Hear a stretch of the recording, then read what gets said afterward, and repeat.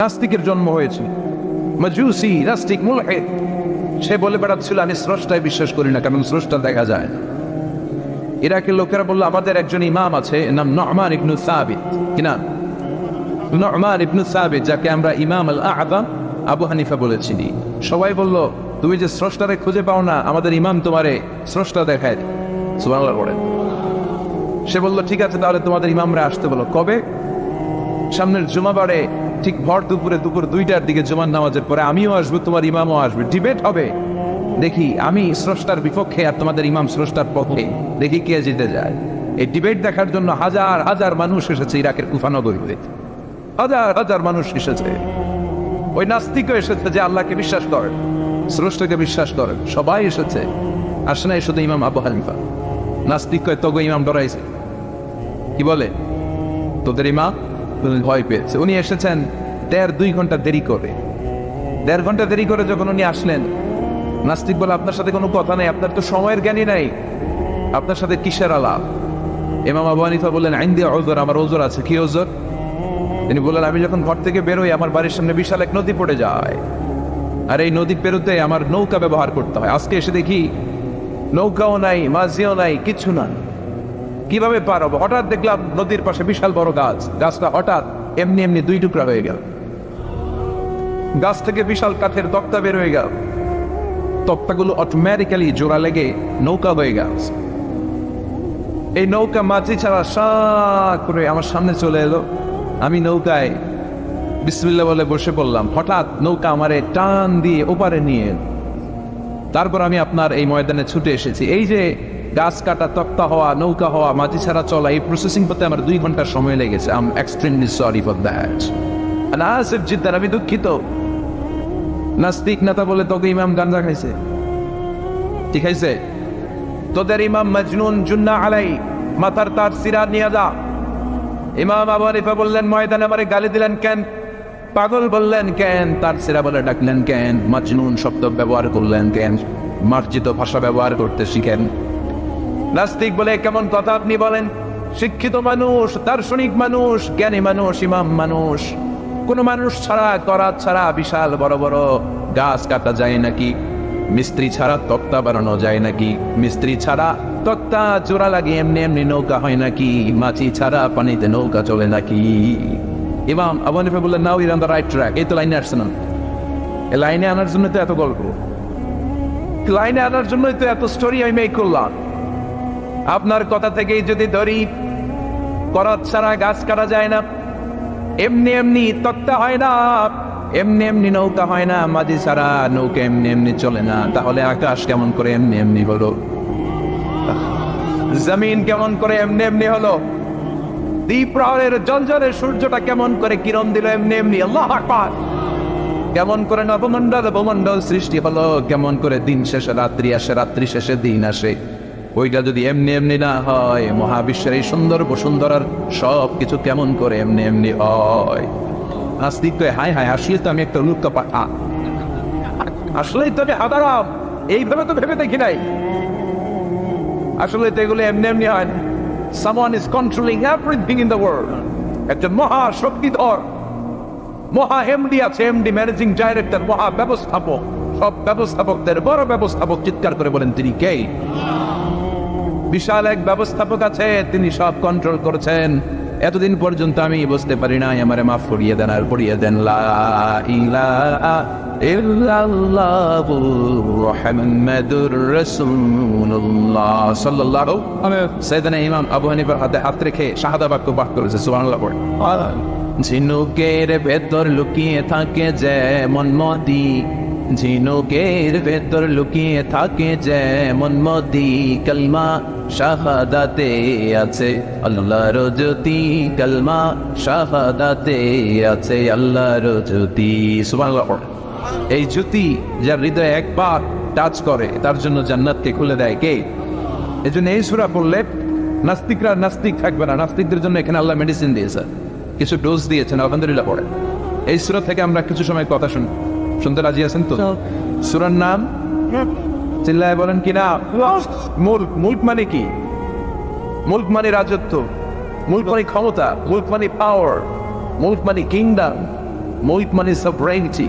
সুবহানাল্লাহ পড়েন। রব্বুল আলামিন বলেন তাবারাকাল্লাযী বিয়াদিহিল মুলকু ওয়া হুয়া আলা কুল্লি শাইইন কাদির। সুবহান সেই সত্তা যার হাতে ক্ষমতা আর তিনি সব বিষয়ে ক্ষমতাশীল। সুবহান তাবারাকাল্লাযী বিয়াদিহিল মুলক, মহামহিম সে সত্তা, সুবহান সে সত্তা, বিয়াদিহিল মুলকু যার হাতে ক্ষমতা। ক্ষমতা কার হাতে? আল্লাহ। চিৎকার করে বলতে হবে কার হাতে? আল্লাহ। নাকি আমাদের হাতে, না সরকারের হাতে, পুলিশের হাতে, র্যাবের হাতে, মাশরাফির হাতে, হিরো আলমের হাতে? ক্ষমতা কার হাতে? ক্ষমতা শুধুমাত্র একজনের হাতে। চিল্লায় বলেন তিনি কে? আল্লাহ। আল্লাহর হাতে ক্ষমতা, আর তিনি হচ্ছেন সকল ক্ষমতার উৎস, সেন্টার অফ অল পাওয়ার্স। সব ক্ষমতার উৎস কে? নাকি জনগণ? আমরা কিন্তু এটাই শিখি, দেশে আমাদেরকে রাষ্ট্রীয় ভাবে শিখানো হয় এটা রাষ্ট্রীয় কুপুরি। সকল ক্ষমতার উৎস জনগণ নয়, সকল ক্ষমতার উৎস কে?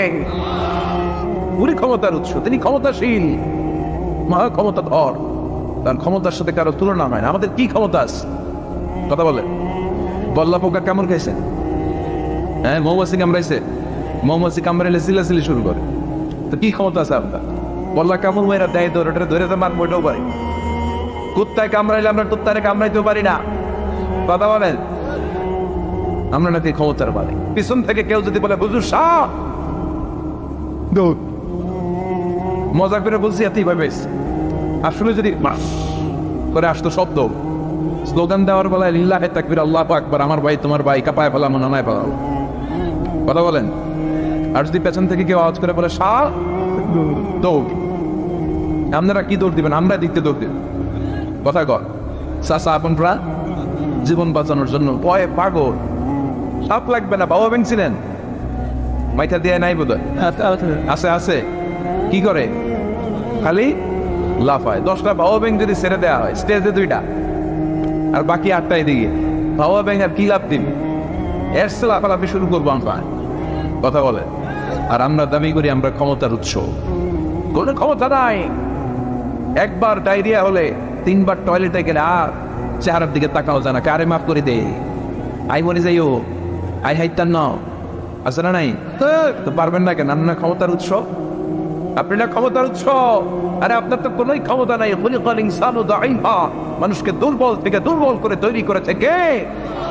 এজন্য রব্বুল আলামিন বলেন তাবারাকাল্লাযী বিয়াদিহিল মুলকু ওয়া হুয়া আলা কুল্লি শাইইন কাদির। সুবহান সেই সত্তা যার হাতে ক্ষমতা। চিল্লায় বলেন ক্ষমতা কার হাতে? আল্লাহ। আমাদের হাতে কোনো ক্ষমতা নাই, আমরা হলাম দুর্বল। আমরা কি দুর্বল? দুর্বলের ঘরে দুর্বল। আমরা যখন জন্মেছিলাম দুর্বল। আমার ছোট্ট একটা মেয়ে আছে, আমি অবাক হয়ে থাকি যে আমিও তাহলে ছোটবেলায় এরকম ছিলাম, না খাওয়ালে খেতে পারে না, পেশাব পায়খানা করে, ঘর নষ্ট করে, বমি করে, দাঁড়াতে পারে না, শুইতে পারে না, লালা পড়তে থাকে, ক্লিন করতে হয়, সব সময় তাকে সার্ভ করতে হয়। কি দুর্বল ছিলাম আমরা। ওই দুর্বলতা থেকে যৌবনের সাময়িক একটা সময় পাই রক্ত গরম। এরকম রক্ত গরম তোমার আগে ছিল না। আগে তুমি দুর্বল ছিলা। তুমি শুধু দুর্বল না, তুমি দুর্বলের ঘরের দুর্বল। আমাদের 14 পুরুষ দুর্বল ছিল, বলেন ঠিক কিনা? কি ক্ষমতা আমাদের? দুর্বল হয়ে দুনিয়ায় জন্মালাম, সাময়িক কিছু সময়ের জন্য যৌবনের শক্তি পেলাম, আবার ওইটার পরে আবার দুর্বল হয়ে গেল। রং ধরা যৌবন জম ধরে শেষ, আবার লাঠি নিয়ে হাঁটা লাগে, কোমরে ব্যথা, মাজায় ব্যথা, আবার পুজো হয়ে যায়। কি ক্ষমতা আছে আমার? কি ক্ষমতা আছে? একটু ভূমিকম্প হলে কাঁপাকাঁপি শুরু হয়ে যা, ঠিক কিনা? ভূমিকম্প হলে বাঁচার জন্য সব দেয় দৌড়। টেলিভিশনের কিছু লাইভ প্রোগ্রাম দেখলাম, উপস্থাপক দৌড়, অতিথিও দৌড়। দেখেন নাই? লাইভ ব্রডকাস্টিং হচ্ছিল, সরাসরি সম্প্রচার। যখন দেখা যাচ্ছে চেয়ার কাঁপতেছে, উপস্থাপক দৌড়, আর মেহমানরা বসে আছে মাইক নিয়ে। কিছুক্ষণ পরে আরো কাঁপাকাঁপি বেড়ে গেল, মেহমানও দৌড়। কথা কর 20 তলা 30 তলা দামি দামি বিল্ডিং গুলোর ফ্ল্যাটের ভেতরে যারা থাকে, তুফান শুরু হলে দেয় দৌড়। কথা কর ভাড়াটিয়ারা দৌড়ায়, বাড়িওয়ালারা দৌড়ায় না। নিজের বাড়িতে দৌড় দেয় না, নাকি ভূমিকম্প হইলে ভাড়াটিয়াও দৌড়, বাড়িওয়ালাও দৌড়, সবাই। পুলিশের প্রধানও দৌড় দেয়, বাস্তবে তো র্যাবের প্রধানও দৌড় দেয়, প্রেসিডেন্টও দৌড় দেয়, শুধু প্রধানমন্ত্রী দৌড় দেয় না। দেয়, আমি কই নাই, কিন্তু আপনারা কইছেন। দোষ আপনাদের, আমার কোনো দোষ নাই। আমি প্রধানমন্ত্রীর কিছু বলি নাই। চাচা আপন প্রাণ বাঁচা। রাতে ভূমিকম্প হলে দৌড় দিতে হয়, চিল্লায় বলেন ঠিক কিনা? 2004 সালে বরিশালে প্রথমে গেলাম বাসে, ফিরে আসতেছি লঞ্চে, নদীর মাঝখানে তুফান, জাহাজ ডুবে যাবে। ওই দিন চিনলাম আল্লাহ কারে কয়, আল্লাহ কেসকো কাতে হে। ওই দিন লঞ্চের শুধু মুসলমানেরাই আল্লাহরে ডাকে নাই, হিন্দুরাও জিকির করছে কার? ওই দিন সবার মুখে একটা জিকির ছিল, লা ইলাহা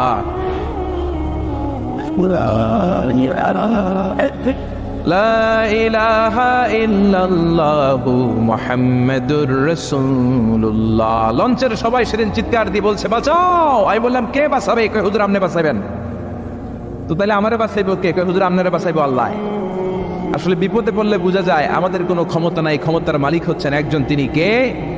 এজন্য রব্বুল আলামিন বলেন, কুলিল্লাহুম্মা মালিকাল মুলকি তুতিল মুলকা মান তাশাউ ওয়া তানজিউল মুলকা মিম্মান তাশা ওয়া তুইজ্জু মান তাশাউ ওয়া তুযিল্লু মান তাশাউ বিয়াদিকাল খায়র ইন্নাকা আলা কুল্লি শাইইন কাদির। ও আল্লাহ, আপনি ক্ষমতার মালিক। ক্ষমতার মালিক কে? আপনি যারে চান ক্ষমতার চেয়ারে বসান, আবার যারে চান ক্ষমতা থেকে নামিয়ে দেন। ফেরাউনকে মিশরের মসনদে বসালো কে? আবার সাগরের পানিতে সুবানি খাওয়াইলো কে? নমরুদকে ইরাকের চেয়ারে বসালো কে? আবার মশার কামড় দিয়ে শেষ করে দিল কে? ডোনাল্ড ট্রাম্পকে আমেরিকার ক্ষমতার চেয়ারের মধ্যে বসালো কে? ডোনাল্ড ট্রাম্প যদি বান্দ্রামি করে ওইটারও লাথি মাইরা নামায়া দিতে পারে কে? এজন্য আল্লাহ বললেন, তাবারাকাল্লাযী বিয়াদিহিল মুলকু ওয়া হুয়া আলা কুল্লি শাইইন কাদির। সুমহান সেই সত্তা যার হাতে ক্ষমতা, সব ক্ষমতা কার হাতে? জোরে বলেন না, কার হাতে? এই পৃথিবীতে অনেক দেশের প্রধানমন্ত্রী কিংবা প্রেসিডেন্ট ক্ষমতার চেয়ারে 5 বছরের মেয়াদে বসে, জানেন? জানেন না? না, কোন দেশে 5 বছরের মেয়াদে, কোন দেশে 10 বছরের মেয়াদে। তো আমার আল্লাহ ক্ষমতার চেয়ারে বসছে কয় বছরের মেয়াদে? কথা বলেন। 20 বছর, 50 বছর, 100, 200, এর চেয়ে বেশি? উনার ক্ষমতার নির্দিষ্ট মেয়াদ নাই, উনার আজীবন মেয়াদ। সুবহানাল্লাহ কইবেন না?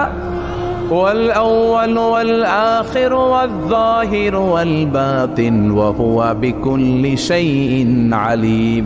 আল্লাহ বললেন, আমি প্রথম, আমি শেষ, আমি প্রকাশ্য, আমি গোপন। অনাদিকাল থেকে আমি আল্লাহ ক্ষমতার চেয়ারে বসা, অনন্তকাল পর্যন্ত থাকবো।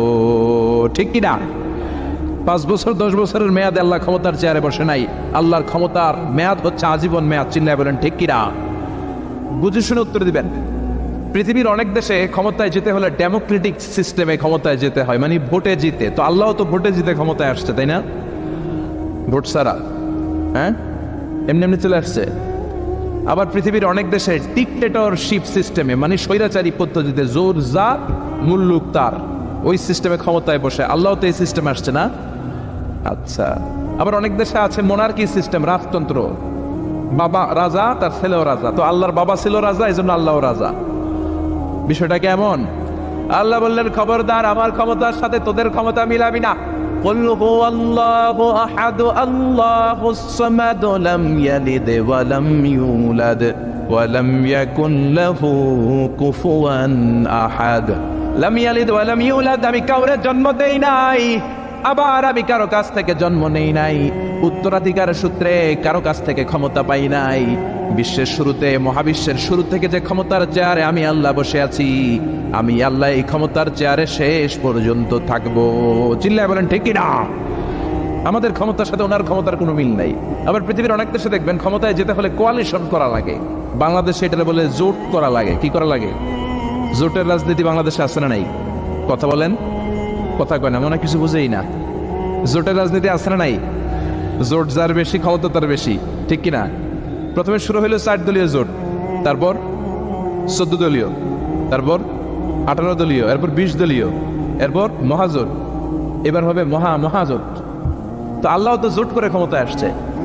আল্লাহর জোট করা লাগছে, কোয়ালিশন করা লাগছে। আল্লাহ বললেন, খবরদার, ওয়ালাম ইয়াকুল্লাহু শারীকুম ফিল মুলকি ওয়া কাব্বিরহু তাকবীরা। আমার ক্ষমতায় কোনো অংশীদার দল নাই, আমার ক্ষমতার মধ্যে কোনো শরিক দল নাই, আমার কোনো জোট নাই, আমার কোনো কোয়ালিশন নাই। আমি একাই ক্ষমতার মালিক, আমার ক্ষমতায় ভাগ বসানোর মতো কেউ নাই। যেরকম ঠিক কিনা? আবার দেখবেন পৃথিবীর অনেক দেশে আন্দোলনের মাধ্যমে ক্ষমতার চেয়ার থেকে নামানো যায়। যিনি প্রেসিডেন্ট, একটা আন্দোলন করলে ক্ষমতা থেকে নামানো যায়, এরকম আছে না নাই?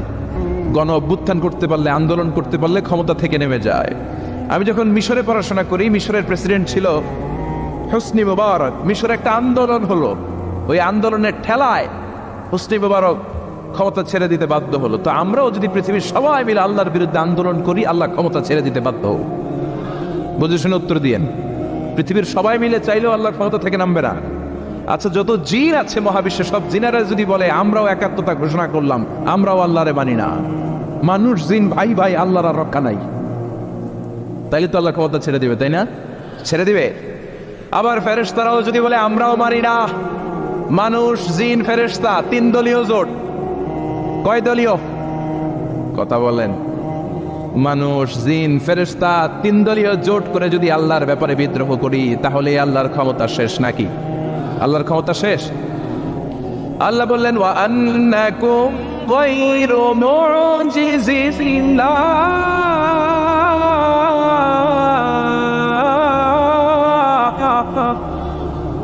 খবরদার, গোটা বিশ্বের সবাই মিলে যদি আমি আল্লাহরে পরাস্ত করতে চাও, গোটা বিশ্বের সবাই মিলে যদি আমি আল্লাহর ব্যাপারে বিদ্রোহ করো, আমি আল্লাহর বিরুদ্ধে যদি আন্দোলন সবাই মিলে তোমরা করো, আমার ক্ষমতার এক আনাও তোরা কমাতে পারবি না। সুবহানাল্লাহ। তার মানে আমাদের ক্ষমতার সাথে আল্লাহর ক্ষমতার কোনো মিল নাই। চিল্লায় বলেন ঠিক কিনা? আবার বুঝে শুনে উত্তর দেন। অনেক দেশে দেখবেন রাজার বয়স এত হয়েছে, বয়সের ভারে রুজ্জ হয়ে 70-80-তে পৌঁছে গেছে, কয় আই আর হাইতান্ন, আমি অবসরে যাব, সেলফ রিটায়ারমেন্ট, স্বেচ্ছায় অবসরে যাব। এরকম হয় না? অনেক রাজা, সুলতান, প্রেসিডেন্ট স্বেচ্ছায় অবসরে চলে যায়। তো আল্লাহরও তো অনেক বয়স হয়েছে, এখন আল্লাহর অবসরে যাওয়ার সময় এসেছে। বয়স হয় নাই, এত বছর উনি ক্ষমতা চালায়, এখনো বয়স হয় নাই। উনি ক্লান্ত হয় না? উনার ঘুমে ধরে না? আল্লাহ বললেন খবরদার, লা তাখুযুহু সিনাতু ওয়ালা নাওম, আমার ঘুম নাই, আমার কোনো নিদ্রা নাই, আমার কোনো তন্দ্রা নাই, আমার কোনো ঝিমুনি নাই। ওয়ালা ইয়াউদুহু হিফযুহুমা ওয়া হুয়াল আলিয়ুল আযীম। এই পুরো মহাবিশ্বটা পরিচালনা করতে যে আমি আল্লাহ ক্লান্ত হই না, আমি আল্লাহর তন্দ্রা আসে না, আমি আল্লাহর ঝিমুনি আসে না, আমি আল্লাহর ঘুম আসে না। আমি আল্লাহ একাই মহাবিশ্বের সব ক্ষমতার মালিক। ঠিক কিনা? এজন্য আল্লাহ বললেন তাবারাকাল্লাযী বিয়াদিহিল মুলকু ওয়া হুয়া আলা কুল্লি শাইইন কাদির। সুমহান সেই সত্তা যার হাতে ক্ষমতা। ক্ষমতা কার হাতে? সবাই বলেন না, ক্ষমতা কার হাতে? নাকি আপনাদের হাতে? আর কোনদিন বলবেন জনগণ সকল ক্ষমতার উৎস? আর কোনদিন বলবেন সকল ক্ষমতার উৎস হচ্ছে একজন, তিনি কে? আওয়াজ করে বলতে হবে, তিনি কে? আমরা বললাম আল্লাহ, বুঝলাম আপনি ক্ষমতার মালিক, আর কিসের মালিক বলেন? আল্লাহ বললেন আল্লাযী খালাকাল মাউতা ওয়াল হায়াতা লিয়াবলুয়াকুম আইয়ুকুম আহসানু আমালা ওয়া হুয়াল আজিজুল গফুর। আমি শুধু ক্ষমতারই মালিক নই, আমি এমন আল্লাহ যে আল্লাহ জীবন তৈরি করলাম, যে আল্লাহ মরণ তৈরি করলাম। আমি জীবনেরও মালিক, মরণেরও মালিক। আমাদেরকে জীবন দিয়েছে কে? মরণ দিয়েছে কে? আমাদের প্রাণ ভিক্ষা দিতে পারে কে? নাকি আপনাদের রাষ্ট্রপতি? আপনাকে রাষ্ট্রপতি তো নাকি প্রাণ ভিক্ষা দেয়, দেয় না? আরে রাষ্ট্রপতিরও তো প্রাণ ভিক্ষা দিবে আল্লাহ। চিল্লায় বলেন ঠিক কিনা? আল্লাহ বললেন আমি এমন আল্লাহ, আল্লাযী খালাকাল মাউতা ওয়াল হায়াতা লিয়াবলুয়াকুম আইয়ুকুম আহসানু আমালা। তোমরা কে কেমন আমল করো এটা দেখার জন্য আমি জীবন বানালাম, মরণ বানালাম, আর জীবন মরণের মাঝখানে তৈরি করলাম রূহ। রূহ তৈরি করলাম। কি তৈরি করলাম? রূহ মানুষ তৈরি করতে পারে না, রূহ তৈরি করতে পারে একজন, তিনি কে? মানুষ কম্পিউটার তৈরি করতে পারে, প্লেন বানাতে পারে, রকেট বানাতে পারে, রোবট বানাতে পারে, সুফিয়া খালারে বানাতে পারে, কিন্তু রূহ বানাতে পারে না। সুফিয়া খালারে চিনেন? আপনারাও চিনেন? আহা, মেয়েদের মতো লিপস্টিক দেয়া হয়েছে ওর ঠোঁটে, মেয়ের আকৃতি দেয়া হয়েছে, অবয়ব দেয়া হয়েছে। সুফিয়া রোবটটাকে দেখে আমার প্রতিবন্ধী মনে হলো। এমনে তাকায়, এমনে করে, এমনে করে, এমনে করে, আর ভেতরে সফটওয়্যারে সব সেট করে দেয়া, যেটা রিমোট কন্ট্রোলে চাপে ওই অনুযায়ী বলে। চিল্লায় বলেন ঠিক কিনা? যারা এই সুফিয়াকে বানিয়েছে, কিয়ামতের দিন আল্লাহ বলবে এই সুফিয়ার ভেতরে রূহ দে। এই সুফিয়ার ভেতরে রুহু দে। যারা এই সুফিয়া নিয়ে পৃষ্ঠপোষকতা করেছে, বিদেশ থেকে দেশে এনেছে, সবাইকেই আল্লাহর সেদিন বিচারের ট্রাইব্যুনালের সুপ্রিম কোর্টের কারাগারে কাঠগড়ায় আসামি হয়ে দাঁড়াতে হবে। চিল্লায় বলেন ঠিক কিনা? এজন্য আল্লাহ ডেকে বললেন, গোলাম আমি জীবন বানালাম, মরণ বানালাম, জীবন মরণের মাঝখানে বানালাম রুহু। এই রুহু থাকলে তুমি জিন্দা, রুহুটা না থাকলে তুমি হয়ে যাও মুর্দা। এই যে মিজানুর রহমান আজহারী কথা বলতেছে, হাসে, হাত নাড়ে, কথা বলে, কারণ রুহু আছে। এই রুহুটা বের হয়ে গেলে লাশ হয়ে পড়ে যেতে হবে। চিল্লায় বলেন ঠিক কিনা? মক্কার কাফিররা বলল, আব্দুল্লাহর বেটা মুহাম্মদ, রুহু কাকে বলে আমাদের বলো। রুহু দেখতে কেমন, কেমন করে দেহের মধ্যে রুহু ঢুকে, কেমন করে রুহুটা দেহ থেকে উড়াল দেয়। এই রুহুর ব্যাপারে তথ্য দিতে পারলে কালিমা পড়ে সবাই মুসলমান হয়ে যাব। আপনারা রুহু দেখছেন কেউ? আপনার দাদা যে মারা গেল, বাবা যে মারা গেল, রুহুটা যে উড়াল দিল, দেখছেন? কালার কেমন, সাইজ কতটুকু, ওজন কতটুকু, দেখতে কেমন? আমরা কেউ রুহু দেখেছি? চিল্লায় বলেন দেখেছি। বিশ্বনবীরে বলা হলো, আব্দুল্লাহর বেটা মুহাম্মদ, রুহু কারে বলে? যদি বলতে পারো কালিমা পড়বো। বিশ্বনবী বলতে পারে না, কারণ বিশ্বনবী মন গড়া কোনো কথা বলেন না। আকাশ থেকে গ্রিন সিগন্যাল আসলে তবেই বলেন, ঠিক কিনা? বিশ্বনবী আল্লাহ তাআলার পক্ষ থেকে গ্রিন সিগন্যাল পাওয়ার জন্য উপরে তাকিয়ে রইলেন। আয়াত নাজিল হয়ে গেল, ইয়াসআলুনাকা আনির রূহি কুলির রূহু মিন আমরি রাব্বি ওয়া মা উতীতুম মিনাল ইলমি ইল্লা কালিলা। ও নবী, লোকেরা আপনারা জিজ্ঞেস করে রূহ কাকে বলে? মা হুয়ার রূহ, হোয়াট ইজ দ্য স্পিরিট? আপনি বলে দেন রূহ হলো আল্লাহর পক্ষ থেকে স্পেশাল অর্ডার। আল্লাহর অর্ডারে এই রূহটা দেহের মধ্যে ঢুকে, আবার আল্লাহর অর্ডারে রূহ বের হয়ে যায়। আল্লাহু আকবার। এই রূহটা মানুষের দেহে ঢুকে কার অর্ডারে, আবার বের হয়ে যাবে কার অর্ডারে? পৃথিবীর যত বিজ্ঞানীরা আছে সবাই মিলেও কি একটা রূহ বানাতে পারবে? জোরে বলেন না, রূহ বানাতে পারবে? আল্লাহ চ্যালেঞ্জ করে বললেন, ওমা উতীতুম মিনাল ইলমি ইল্লা কালিলা। তোমাদেরকে একেবারে যত সামান্য কিঞ্চিত জ্ঞান দিয়ে আমি তৈরি করেছি, তোমাদের এই লিমিটেড জ্ঞান দিয়ে রূহ বানানো যাবে? ইউনাইটেড স্টেটস অফ আমেরিকা একজন মেডিকেল সায়েন্টিস্ট এই চ্যালেঞ্জ গ্রহণ করলো। সে চ্যালেঞ্জ গ্রহণ করে বলল, আমি রূহ বের করে ছাড়ব। কি বের করব? রূহ। আমেরিকার ওই মেডিকেল সায়েন্টিস্ট সে চ্যালেঞ্জ করে বলল, আমি রূহ বানাবো। কি বানাবো? উত্তর দিতে হবে কিন্তু, কি বানাবো? রূহ বানাবো। কেমন করে রূহ বের হয় এটা আবিষ্কার করে আমি নোবেল প্রাইজ জিতবো, নোবেল লরেট হব। 7 বছর সে গবেষণা করলো মুমূর্ষু রোগীদের নিয়ে। মুমূর্ষু রোগী নিয়ে বসে থাকে, কখন রূহটা বের হবে, রূহ ধরার জন্য বসে থাকে। কিন্তু 7 বছরে হাজার হাজার মুমূর্ষু রোগীর দেহ থেকে রূহ উড়াল দিয়েছে, কিন্তু রূহ ধরতে পারে নাই। সুবহানাল্লাহ কইবেন না?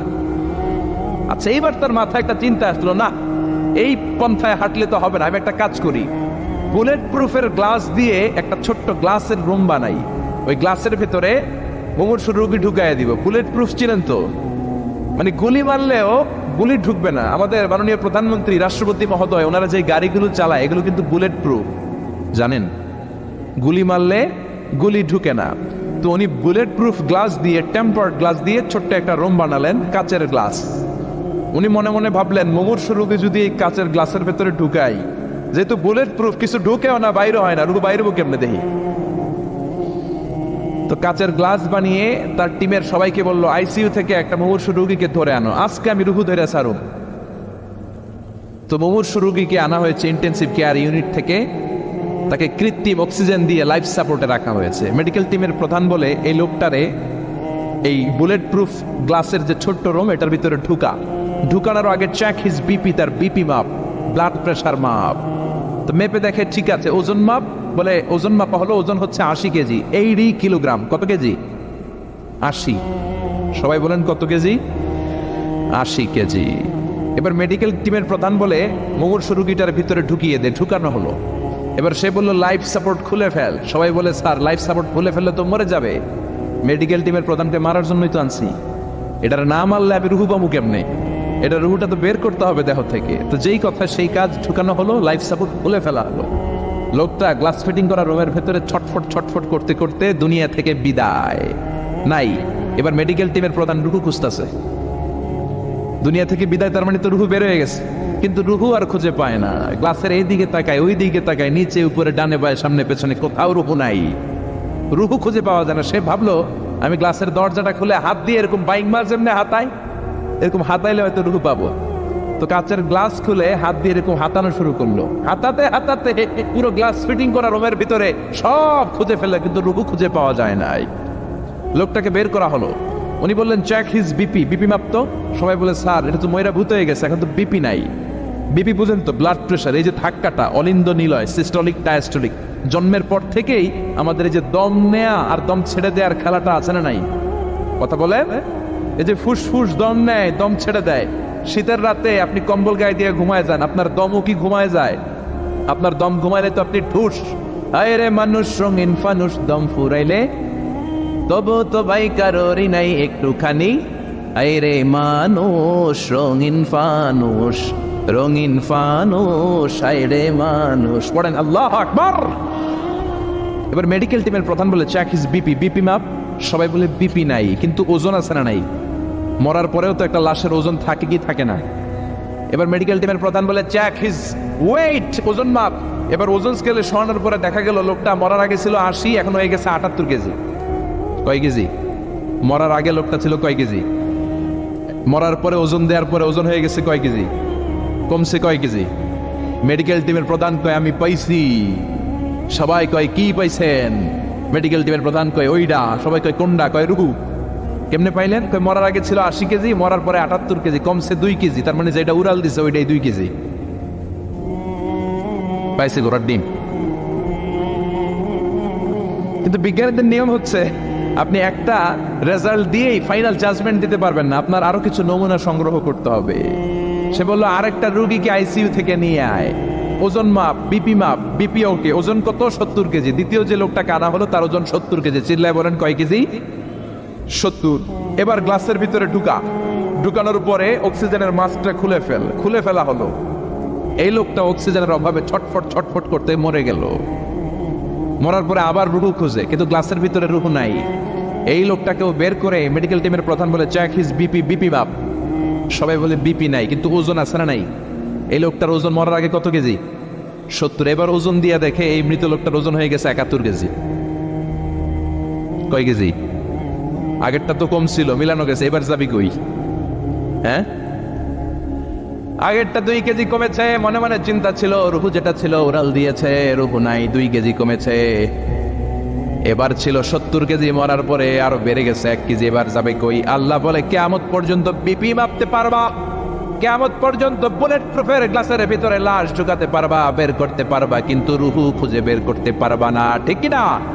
ইয়াসআলুনাকা আনির রূহি কুলির রূহু মিন আমরি রাব্বি ওয়া মা উতীতুম মিনাল ইলমি ইল্লা কালিলা। নবী লোকেরা আপনার রুহের ব্যাপারে জিজ্ঞেস করে, আপনি সোজা সাপটা লোকদেরকে বলে দেন রুহু হলো আমার আল্লাহর আদেশ মাত্র। আল্লাহর আদেশে দেহে ঢুকে, আল্লাহর আদেশে বের হয়। পৃথিবীর কোনো মানুষ রুহু খুঁজে বের করতে পারবে না। সে বের করতে পারে নাই, কারণ মানুষ মরে গেলে এক একজনের দেহের অবস্থা এক এক রকম। কারো হাতটা টাইট হয়ে যায়, খিচুনি দিয়ে দেহের সবকিছু জমাট বেঁধে যায়, ওজন কিছু বেড়ে যায়। আবার কারো দেহটা ফেসফেসে হয়ে যায়, দেহের পেটের ভেতরে যত গ্যাস ছিল এগুলো বের হয়ে দেহটা পাতলা হয়ে যায়। পাতলা হোক আর ভারী হোক, ওইটা মেজারমেন্ট করে রুহু খুঁজে বের করা যায় না। চিল্লায় বলেন ঠিক কিনা? আমরা বললাম আল্লাহ, বুঝলাম আপনি ক্ষমতার মালিক, আপনি রুহুর মালিক, আর কিসের মালিক বলেন? আল্লাহ বললেন আল্লাযী খালাকা সাবআ সামাওয়াতিন তিবাকা মা তারা ফি খালকির রহমানি মিন তাফাউত। ও গোলাম, আকাশের দিকে তাকা, মাথার উপরে তাকা। 7টা স্তরে আকাশটারে 7টা স্তরে বিন্যস্ত করে সাজিয়ে দিয়েছে কে? আবার আল্লাহ বললেন ওয়ালাকাদ যায়্যানাস সামাআদ দুনিয়া বিমাসাবিহা ওয়া জাআলনাহা রুজুমান লিশ-শায়াতিন। আমি এই পৃথিবীর কাছের আকাশটাকে, প্রথম আকাশটাকে চমৎকার চমৎকার তারা দিয়ে সুশোভিত করে দিয়েছি। সুবহানাল্লাহ। এই যে খালি চোখে উপরের দিকে যে আপনারা তাকান, তাকালে যেটা দেখা যায় এটা কি আকাশ? কথা বলেন না, এটা আকাশ না, এটা মহাশূন্য। এটা কি? জোরে বলেন, এটা কি? স্পেস, এটা মহাশূন্য। আপনি উপরের দিকে তাকালে যেটা দেখেন এটা প্রথম আকাশের মহাশূন্য। কথা খেয়াল করে বুঝতে হবে। তার অনেক অনেক উপরে প্রথম আকাশ, তারপরে দ্বিতীয় আকাশের মহাশূন্য, তারপরে দ্বিতীয় আকাশ, তারপরে তৃতীয় আকাশের মহাশূন্য, তারপরে তৃতীয় আকাশ। তারপরে চতুর্থ আকাশের মহাশূন্য, তারপরে চতুর্থ আকাশ, এভাবে একটার চেয়ে আরেকটা বড়। কত বড়!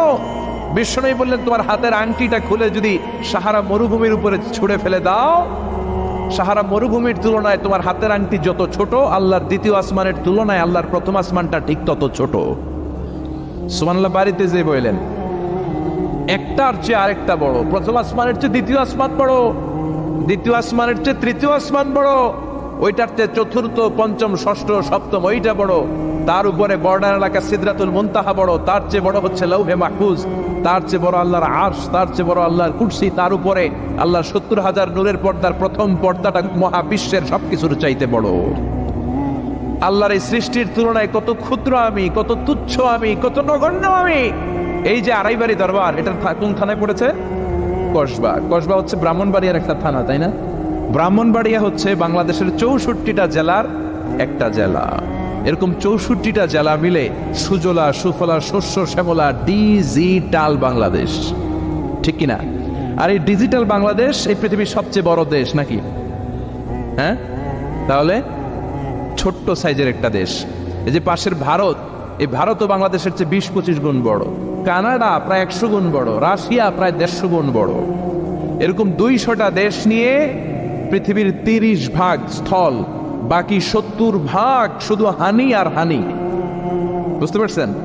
30 ভাগ হচ্ছে স্থল, বাকি 70 ভাগ জল। এই পুরোটা মিলে আমাদের পৃথিবী। এই পৃথিবী হচ্ছে সৌরজগতের খুব ছোট্ট সাইজের একটা গ্রহ। সৌরজগৎ নিয়ে যাদের কিছু পড়াশোনা আছে তারা জানবেন, এই সৌরজগতের একটা ছোট্ট বালিকণার চেয়েও ছোট সাইজের একটা গ্রহ হচ্ছে পৃথিবী। এই সৌরজগতের যে গ্রহগুলো আছে, এমনও গ্রহ আছে যেগুলো পৃথিবীর চাইতে সাইজে অনেক বড়। বৃহস্পতি নামে একটা গ্রহ আছে, বিশাল বড় সাইজের গ্রহ। যেই সূর্যের আলো পেয়ে আমরা বেঁচে আছি, এই সূর্যটা পৃথিবী থেকে 13 লক্ষ গুণ বড়। সুবহানাল্লাহ। বাড়িতে যে দেখছেন, বাড়িতে যে বলতে বললে এদিকে বলে ফেলায়, আসতে বলতে বললে চিল্লায় বলে। ডিজিটাল সিস্টেম, সরকার ডিজিটাল, দেশ ডিজিটাল, বক্তা ডিজিটাল, শ্রোতাও ডিজিটাল। আশা করি মাইকটাও ডিজিটাল না? আলহামদুলিল্লাহ, ডিজিটাল হতে হবে। তো এই সূর্যটা পৃথিবী থেকে 13 লক্ষ গুণ বড়। কত লক্ষ? Can you imagine, can you guess? এটা কি আপনি কল্পনা করতে পারেন? 13 লক্ষ পৃথিবী সূর্যের মধ্যে রাখার জায়গা করে দিয়েছে কে? সূর্য কি পৃথিবী থেকে মাত্র 13 গুণ বড়? 1300 গুণ, 13,000 গুণ, 13 লক্ষ গুণ। তার মানে কি সূর্যই মহাবিশ্বের সবচেয়ে বড় গ্রহ, বড় তারা? না। ব্যাটেল জিউস নামে একটা তারা আছে, যে সূর্য পৃথিবী থেকে 13 লক্ষ গুণ বড়। ওই ব্যাটেল জিউস তারা আবার ওই সূর্যের চেয়ে 33 কোটি গুণ বড়। তার মানে ব্যাটেল জিউস তারাই মহাবিশ্বের সবচেয়ে বড় তারা? না। ব্যাটেল জিউসের চেয়েও যে কত বড় তারা আছে তার কোনো ইয়ত্তা নাই। এরকম lakh lakh, million, billion, trillion, zillion, ফিলিয়ন, অক্ট্রিলিয়ন, কত অক্ট্রিলিয়ন তারা যে আমাদের গ্যালাক্সি মিল্কি ওয়েতে আছে, ইউনাইটেড স্টেটস অফ আমেরিকার নাসার বিজ্ঞানীরা আজও হদিস করতে পারে না। চিল্লা এখন আল্লাহু আকবার। সূর্যের পরে পৃথিবীর সবচেয়ে কাছের তারার নাম হচ্ছে প্রক্সিমা সেন্ট্রাই, তারপরে আলফা সেন্ট্রাই এ, আলফা সেন্ট্রাই বি, ইটা ক্যারিনা, বেটেলজিউস, একটার চেয়ে আরেকটা বড়। আসেন, এই শীতের রাতে আমরা সূর্যের পরে পৃথিবীর সবচেয়ে কাছের যেই তারা প্রক্সিমা সেন্ট্রাই, এই শীতকালের একটা পিকনিক করে আসি ওখান থেকে। প্রক্সিমা সেন্ট্রাইতে আমরা পিকনিক করতে যাবেন? ওখানে যদি আমরা শীতকালীন পিকনিক করতে যাই তাহলে আমাদের কত সময় লাগবে? ছোট্ট একটা আইডিয়া দিই তো। আমরা যে পিকনিকে যাব, যারা যারা হাত তোলেন, কিভাবে যাইবেন? গাড়িতে? কেন? প্লেনে? রকেটে? হ্যাঁ, রকেটে যাইতে হবে, প্লেনে যাওয়া যাবে না। কারণ বর্তমান বিশ্বে সবচেয়ে দ্রুতগামী যে প্যাসেঞ্জার প্লেন আবিষ্কার হয়েছে, এটার নাম হচ্ছে বোম সুপারসনিক। কি নাম? Bomb supersonic. Bomb bomb Afridi না, আবার বোম সুপারসনিক। এটা ঘন্টায় চলে 1300 কিলোমিটার বেগে। এটা দিয়েও যাওয়া যাবে না, কারণ কোনো প্যাসেঞ্জার বিমান দিয়ে এই যে মাধ্যাকর্ষণ শক্তি, এটাকে ডিঙানো যায় না। আমাদেরকে যেতে হবে রকেট দিয়ে। কোন রকেট দিয়ে যাব? যে রকেট দিয়ে নীল আর্মস্ট্রং, এডউইন অলড্রিন আর মাইকেল কলিন্স 1969-এ চাঁদে নেমেছিল। ওই রকেটটার নাম হচ্ছে অ্যাপোলো 11। যারা যারা হাত তুলছেন একটু নামটা মুখস্থ রাখেন, অ্যাপোলো 11। তাহলে আপনি ঘুরে আসলে লোকেরা জিজ্ঞেস করতে পারে কোন রকেটে গেছিলেন, তখন বলতে হবে না অ্যাপোলো 11-এ গেছিলাম। তো ঠিক আছে, যারা যারা হাত তুললেন তারা আর আমি এখন পৃথিবী থেকে সবচেয়ে কাছের যে তারাটা প্রক্সিমা সেন্ট্রাই তার নাম, ওইখানে পিকনিকে যাব। তো এই যে রকেটটা দিয়ে যাব অ্যাপোলো 11, এটা কত দ্রুত চলে এটা আগে শোনেন। এই অ্যাপোলো 11 সেকেন্ডে চলে 11 কিলোমিটার বেগে, মিনিটে চলে 660 কিলোমিটার বেগে, আর ঘন্টায় চলে 39,000 কিলোমিটার বেগে। সুবহানাল্লাহ, মজা করে কইতে পারলেন না? 39,000 কিলোমিটার বেগে ঘন্টায় চলে। আচ্ছা, বাংলাদেশ থেকে আমেরিকা কত কিলো হবে? 8-10,000 কিলো। তার মানে এই রকেটটা দিয়ে বাংলাদেশ থেকে আমেরিকায় 1 ঘন্টায় 4 বার আসা যাওয়া করা যাবে। সুবহানাল্লাহ পড়েন। তো যারা যারা হাত তুলেছেন, আসেন আমরা এই রকেট দিয়ে পৃথিবীর সবচাইতে কাছের তারা প্রক্সিমা সেন্ট্রাইতে শীতকালের পিকনিকে যাব। কিন্তু যাবেন যে কত সময় লাগবে এটাও তো জানার দরকার আছে না নাই? যেই রকেটটা অ্যাপোলো 11 ঘন্টায় চলে কত হাজার কিলোমিটার বেগে? 39,000 কিলোমিটার বেগে। 39,000 কিলোমিটার বেগে ছুটে এরকম একটা রকেট দিয়ে যদি পৃথিবীর সবচেয়ে কাছের তারায় আমরা পৌঁছতে চাই, আমাদের 1,15,000 বছর লেগে যাবে। কেন ইমাজিন? আপনি কল্পনা করতে পারেন যে রকেটটা ঘন্টায় ছুটবে আপনাকে নিয়ে 39,000 কিলোমিটার বেগে, ওই রকেটটা দিয়ে পৃথিবীর সবচেয়ে কাছের যে তারাটা ওইটাতে পৌঁছতে আমাদের 1,15,000 বছর লেগে যাবে। তার মানে আল্লাহ যদি বলে যা আজারি কি আর করবি, তোর যখন এত শখ হয়েছে, যারা যারা হাত তুলছে তোরে আর ওদেরকে আমি 1,15,000 বছর হায়াত দিয়ে দিলাম। তো আমরা যদি যাইতে শুরু করি, বাকি যারা হাত তোলে নাই এরা মরে ভূত হয়ে যাবে। শুধু এরা না, এদের নাতিপুতিও মরে শেষ, আমাদের নাতিপুতিও শেষ। সবাই মরতে মরতে মরতে মরতে 6,000 প্রজন্ম, 6,000 জেনারেশন যখন মরে ভূত হয়ে যাবে, তখন আমাদের ওই তারার মধ্যে নামার সময় হবে। সুবহানাল্লাহ কইবেন না? গ্রিক সভ্যতার সময়কালে গ্রিকদের একটা সভ্যতা আছে, নাম শুনছেন না? গ্রিক সভ্যতা, মিশরীয় সভ্যতা, মেসোপটেমিয়াম সভ্যতা, ইনকা সভ্যতা, মহেঞ্জোদারো সভ্যতা, চিচেন ইৎজা সভ্যতা। তো এই যে গ্রিক সভ্যতার সময়কালে কেউ যদি এই প্রক্সিমা সেন্ট্রাইতে এই রকেটটা দিয়ে যাওয়া শুরু করত, তাহলে 2018 সালে তাদের পুরো সফরের মাত্র 4% কমপ্লিট হতো। 96% ট্যুর তখনও বাকি থেকে যেত। চিল্লায় পড়েন আল্লাহু আকবার। ওই আল্লাহ ডেকে বললেন, গোলাম ওয়ালাকাদ যায়্যানাস সামাআদ দুনিয়া বিমাসাবিহা ওয়া জাআলনাহা রুজুমান লিশ-শায়াতিন। এরকম বিশাল বিশাল তারকারাজি দিয়ে, তারা দিয়ে প্রথম আকাশটাকে আমি আল্লাহ সুশোভিত করে দিয়েছি। পড়েন সুবহানাল্লাহ। তো এরকম তারা কি মহাশূন্যে শুধু একটা আছে? কত হাজার আছে কেউ জানে না। চিল্লায় বলেন ঠিক কিনা? সূরাতুল মুলক অনেক লম্বা, তো আমি হাইলাইটেড জায়গাগুলো নিয়ে আপনাদের সাথে কথা বলি। এরপরে রব্বুল আলামিন প্রথম রুকুর শেষের দিকে বললেন, ওয়া আসিররু কাওলাকুম আও ইজহারু বিহি ইন্নাহু আলিমুম বিযাতিস সুদূর। ও গোলাম, তোমরা আস্তে কোনো কথা বলো, প্রকাশ্যে বলো কিংবা গোপনে বলো, কেউ শোনে না শোনে কে? চিল্লায় বলেন, কেউ যেটা দেখে না দেখে কে? কেউ যেটা শোনে না শোনে কে? দুনিয়ার সবার চোখ আপনি ফাঁকি দিতে পারবেন, আমার আল্লাহর চোখ ফাঁকি দেয়া যাবে নাকি? আচ্ছা বলেন তো, পুলিশের চোখ ফাঁকি দেয়া যায় কি যায় না? র্যাবের চোখ, বিমানবন্দরে কাস্টমস অফিসারের চোখ, দুর্নীতি দমন কমিশনের অফিসারের চোখ, পরীক্ষার হলে ম্যাজিস্ট্রেটের চোখ, কিন্তু আমার আল্লাহর চোখ ফাঁকি দেয়া যায়? আপনি রাত্রিবেলা দরজা বন্ধ করে জানলা আটকে দিয়ে বাতি বন্ধ করে পাপ করেছেন, অন্যায় করেছেন, কেউ দেখে নাই, দেখেছে কে? এরপরে আল্লাহ বললেন, আওয়ালাম ইয়ারাউ ইলা তাইরি ফাওকাহুম সাফাতিন ওয়া ইয়াকবিদনা মা ইউমসিকুহুন্না ইল্লার রাহমান ইন্নাহু বিকুল্লি শাইইন বাসীর। আল্লাহ ডেকে বললেন, গোলাম ওরা কি পাখির দিকে তাকায় না? আওয়ালাম ইয়ারাউ ইলা তাইর, ওরা কি পাখির দিকে নজর করে না?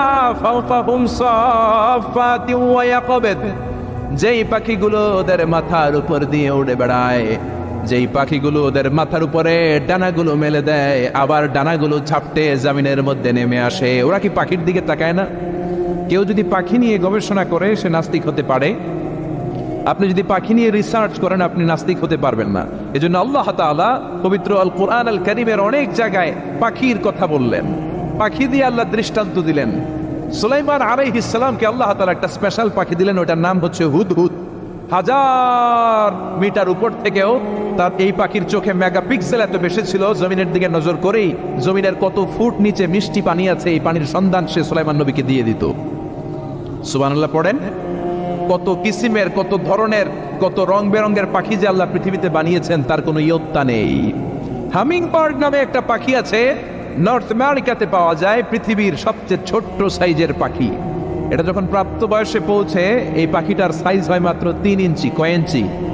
পৃথিবীর সব পাখি সামনের দিকে উড়ে, আর এই হামিং বার্ড সামনেও যেমনি উড়ে পিছনের দিকে উঠতে পারে। সুবহানাল্লাহ কইলেন না? এই পাখিটা প্রতি সেকেন্ডে তার পাখা ঝাপটায় 80 বার। কয়বার?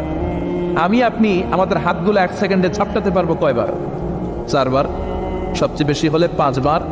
আর এই পাখিটা প্রতি সেকেন্ডে তার ডানা ঝাপটায় 80 বার। চিল্লায় এখন সুবহানাল্লাহ। আলপিন সুইফট নামে একটা পাখি আছে, সাউথ ইউরোপের আল্পস পর্বতমালার পাশে এই পাখিগুলো পাওয়া যায়। গোটা বিশ্বে এটাকে সুইফট বার্ড বলে, সুইফট বার্ড। এই সুইফট বার্ড একবার শূন্যে উড়াল দেওয়া শুরু করলে 8 মাস উড়ন্ত অবস্থায় থাকতে পারে। আবার কোনো প্রয়োজনে পৃথিবীতে নেমে আসে, আবার উড়াল দিলে আবার 8 মাস, আবার নেমে আসে, আবার উড়াল দিলে আবার 8 মাস। সুবহানাল্লাহ পড়েন। হোমা বার্ড নামে একটা পাখি আছে, যে পাখিটা উড়ন্ত অবস্থায় ডিম পেড়ে দেয়, আর ওই ডিম জমিনে পড়ার আগেই উড়ন্ত অবস্থায় শূন্যে থাকতে ওই ডিম ফুটে বাচ্চা বেরোয়, ওই বাচ্চাও আবার শূন্যে উঠতে শুরু করে দেয়। এজন্য রব্বুল আলামিন বলেন, আওয়ালাম ইয়ারাউ ইলাত তায়রি ফাওকাহুম সাফাতিন ওয়া ইয়াকবিদ মা ইউমসিকুহুন্না ইল্লার রাহমান ইন্নাহু বিকুল্লি শাইইন বাসীর। নাস্তিকগুলো কি পাখির দিকে নজর করে তাকায় না? কেমন করে তাদের উপর দিয়ে পাখাগুলো মেলে দিয়ে তারা উড়ে বেড়ায়। সাফাতিন ওয়া ইয়াকবিদনা, পাখাগুলো ডানাগুলো মেলে দেয়, আবার ডানা ঝাপটায়। এই পাখিগুলোকে শূন্যে কেউ ধরে রাখে নাই, ধরে রেখেছে একজন, তিনি হলেন আমার আল্লাহ। তিনি কে? এই যে পাখিগুলো শূন্যে উড়ন্ত অবস্থায় থাকতে পারে, ওদেরকে শূন্যে উড়ন্ত অবস্থায় রাখলো কে? জোরে বলেন কে? ছোট্ট হাঁসের বাচ্চা পৃথিবীতে আসার সাথে সাথে কেমন করে পানিতে সাঁতার কাটে? কে এই হাঁসের বাচ্চারা শিখালো যে তোর ডানা ঝাপটাতে হবে, পা নাড়াতে হবে? শিখালো কে? গাভীর পেট থেকে বাছুর বের হয়েই গাভীর ওলানের মধ্যে ডু মারে। কে ওরে শিখালো ওই জায়গায় ডু দে, ওইখানে ডু মারলেই তোর রিজিক বেরোবে? কে শিখালো? সুবহানাল্লাহ কইতে মন চায় না? এই জন্য আল্লাহ বললেন, ওরা কি পাখির দিকে তাকায় না? পাখির দিকে তাকালে তো পৃথিবীর কোনো মানুষ নাস্তিক থাকতে পারে না। পাখিকে আরবিতে কি বলে বলেন তো দেখি? হ্যাঁ, কি? তয়ের। হ্যাঁ, তয়ের। আর বিমানকে আরবিতে কি বলে কে জানে? তয়ের, তয়রান, তয়ের একই জিনিস। বিমান আরবিও যা, পাখি আরবিও তা। Birds and aeroplane maintain the same flying mechanism while flying. পাখি আর বিমান যখন আকাশে উড়ে একই সিস্টেমে উড়ে। এজন্য এই পাখির উপর রিসার্চ করে বিমান আবিষ্কার হয়েছে। সুবহানাল্লাহ পড়েন। কিন্তু আফসোসের বিষয় হচ্ছে আমরা বানাতে পারি নাই, এটা বানিয়েছে ইহুদিরা। উইলভার রাইট অর হুইল রাইট, দুই ভাই মিলে বিমান বানিয়েছে 1903 সালে। ইউনাইটেড স্টেটস অফ আমেরিকার নাগরিক, এই দুই ভাই মিলে তারা বিমান বানিয়ে ফেললো। আমরা বানাতে পারি নাই। আমরা আছি মদ আর নারী নিয়ে, আমরা আছি হিন্দি সিনেমা নিয়ে, আমরা আছি মারামারি নিয়ে, আমরা আছি কাফের ফতুয়া দেয়া নিয়ে, আমরা আছি তর্কাতর্কি নিয়ে, জি বাংলা নিয়ে, স্টার জলসা নিয়ে, কিরণমালা নিয়ে। চিল্লায় বলেন ঠিক কিনা? স্টার জলসা হায়ারে জিহি বাংলা, নষ্ট করলো হই আমার সোনার বাংলা। স্টার জলসা হায়ারে জিহি বাংলা, নষ্ট করলো হই আমার সোনার বাংলা। ঠিক কিনা? কেমন করে পরকিয়া করতে হবে, শাশুড়ি বউয়ের মধ্যে কেমন করে কুটনামি লাগাতে হবে, এগুলো ট্রেনিং জি বাংলা, স্টার জলসা, হিন্দি সিনেমার ভেতরে আছে না নাই? আমরা এগুলো নিয়ে ব্যস্ত, কাফের ফতুয়া দিয়ে নিয়ে ব্যস্ত। কথায় কথায় আমাদের মুখ দিয়ে বেরোয়, তুই কাফের, তুই 3 কারণে কাফের, তুই 5 কারণে কাফের, তুই 6 কারণে কাফের। এই কাফের মরলে এই কাফেরকে যেখানে কবর দেয়া হবে, ওই কবরের উপর যে ঘাস উঠবে, ওই ঘাস যে গাভী খাবে, ওই গাভীর দুধ যে খাবে, ওইটাও কাফের। এরকম ফতোয়া আছে না নাই? তো আমরা এই ফতোয়াবাজি নিয়ে ব্যস্ত। উইলভার রাইট আর অরভিল রাইট কোরআনের এই আয়াতের উপর রিসার্চ করে, গবেষণা করে এরা দুইজন বিমান বানিয়ে ফেললেন। এই দুই ভাই পাহাড়ের মধ্যে শুয়ে কত পাখি যে দেখেছে, কত পাখির ছবি যে এঁকেছে, কত পাখির মোশন এন্ড মুভমেন্ট নিয়ে তারা গবেষণা করেছে। করতে করতে করতে এই দুই ভাই বিমান বানিয়ে ফেলেছে। তবে এখনকার মতো এত উন্নত বিমান নয়, ছোট্টখাট্ট বিমান, একটু উড়ে আবার ধপাস করে জমিনে পড়ে, একটু উড়ে আবার ধপাস করে জমিনে পড়ে।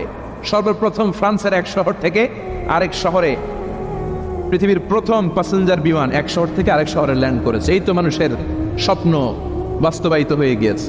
এতদিন মানুষ শুধু দেখতো, হায় রে পাখি উড়ে, আমরা উঠতে পারি না। এখন পাখির চেয়ে আরো দ্রুত বেগে আমরা উড়ি, ঠিক কিনা? এই যে আপনারা হজে যান, কিভাবে যান? প্লেনে যান। প্লেনে যান তো বুঝলাম, উড়ে উড়ে যান না? পাখি আর কত দ্রুত উড়ে, পাখির চেয়ে দ্রুত বেগে আমরা উঠতে পারি, চিল্লায় বলেন ঠিক কিনা?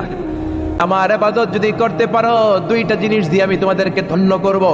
এক হলো ক্ষুধার সময় খাবার দিব, দুই হলো বিপদের সময় নিরাপত্তা দিব। আল্লাহু আকবার। আল্লাযী আত'আমাহুম মিন জু' ওয়া আমানাহুম মিন খাউফ। ক্ষুধা যখন লাগবে তখন আমাদের রিজিকের ব্যবস্থা করে দিবে কে? ওয়া আমানাহুম মিন খাউফ। বিপদের সময়, ভয়ের সময় আমাদেরকে সিকিউরিটি দিবে কে? পৃথিবীর কেউ কোনোদিন আমাদের রিজিকের ব্যবস্থা করতে পারবে না একজন ছাড়া, তিনি কে? এজন্য আল্লাহ বললেন ফালিয়াবুদু রাব্ব হাযাল বাইত। এই কাবা ঘরের রব আল্লাহর ইবাদত করো, রিজিক দিবে কে? দিও তৃষ্ণা পেলে ঠান্ডা পানি, ক্ষুধা পেলে লবণ ভাত আল্লাহ। এই গরিবের শোনো শোনো মোনাজাত আল্লাহ, এই গরিবের শোনো শোনো মোনাজাত আল্লাহ, এই গরিবের। পড়েন আমিন। এজন্য তৃষ্ণা পেলে আমাদেরকে ঠান্ডা পানির ব্যবস্থা করে কে? ক্ষুধা পেলে রিজিকের ব্যবস্থা করে কে? এরপরে আল্লাহ বললেন আমার ইবাদত করলে যেমনি রিজিক দেব, তেমনি আমি তোমাদেরকে সিকিউরিটি দেব। আমাদেরকে নিরাপত্তা দিতে পারে কে? নাকি র্যাব দিবে, নাকি পুলিশ, নাকি বডিগার্ড? কত মন্ত্রীর কত বডিগার্ড চারদিকে দাঁড়ায় থাকে, গুলি এসে ঠিক মন্ত্রীর কপালে পড়ে, মন্ত্রী মরে যায়। সবাই বডিগার্ডের ধরে বেটা লাখ টাকা বেতন নেস, বডিগার্ড। মন্ত্রী মরল কেন? বডিগার্ড বলে আমি তো বডিগার্ড, এই তো বডি পরে আছে, বডি নিয়ে যাও। আমি তো রুহু গার্ড না। রুহু গার্ড হলেন একজন, তিনি কে? মানুষরা সব বানাতে পারে কিন্তু রুহু বানাতে পারে না, ঠিক কিনা?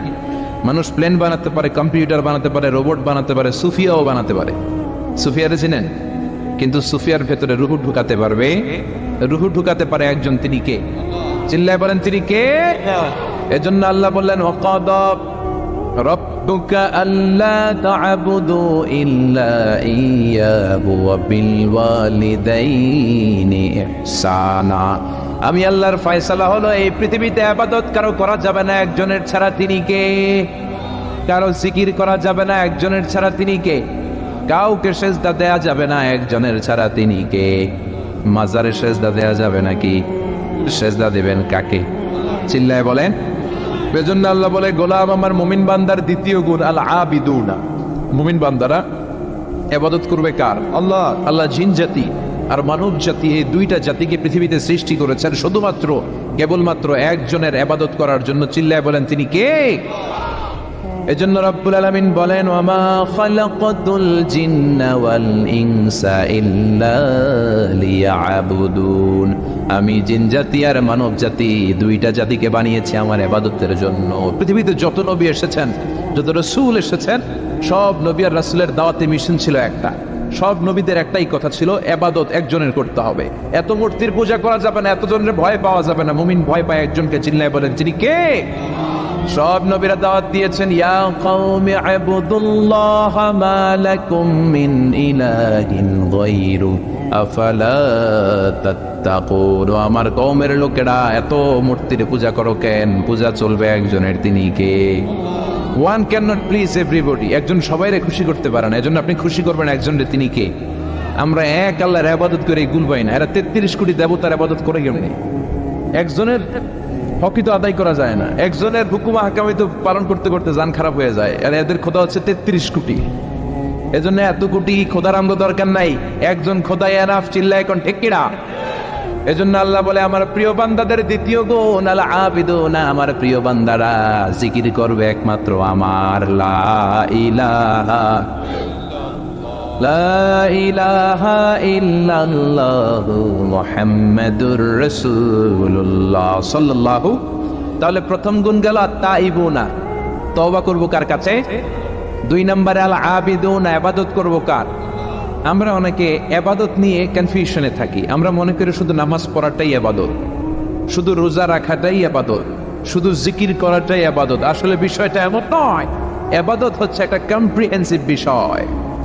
যে কাজ করলে আল্লাহ খুশি, যে কাজ করলে মানবতার কল্যাণ হয়, সবটাই ইবাদত, ঠিক কিনা? যাদের মধ্যে অক্ষর জ্ঞান নাই তাদেরকে অক্ষর জ্ঞান দিবেন, ইবাদত হিসেবে কবুল করে নিবে কে? শীতের রাতে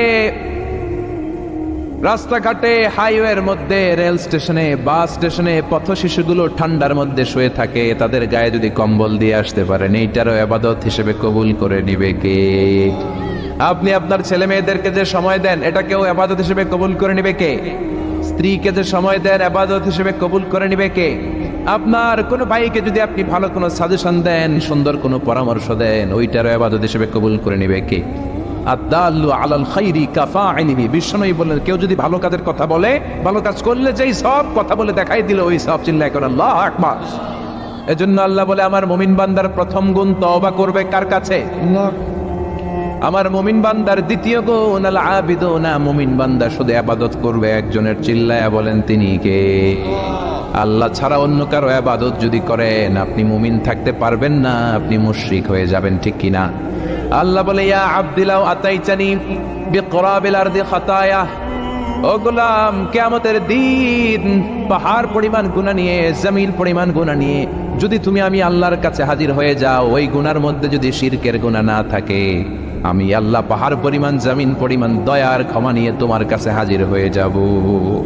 শিরক করা যাবে না। আল্লাহ সব গুনাহ মাফ করে, শিরকে মাফ করে না। শিরক এটা এইডসের চেয়ে ভয়ঙ্কর, ক্যান্সারের চেয়ে ভয়ঙ্কর। ক্যান্সারের অ্যান্সার থাকে, কিন্তু শিরকের কোনো অ্যান্সার নাই। চিল্লা এখন ঠিক কিনা? এজন্য আমরা যখন নামাজে দাঁড়াই, আল্লাহ বলে, আগে ঘোষণা দাও তুমি মুশরিক না মুমিন।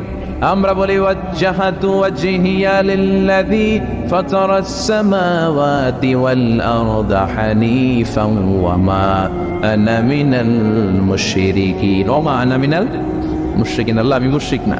নামাজের আগে ঘোষণা দিই আমরা মুশরিক না। হজ করতে গেলে আল্লাহ বলে, আগে ঘোষণা দাও মুমিন না মুশরিক। আমরা পড়ি, লাব্বাইক আল্লাহুম্মা লাব্বাইক লাব্বাইক লা শারীকা লাকা।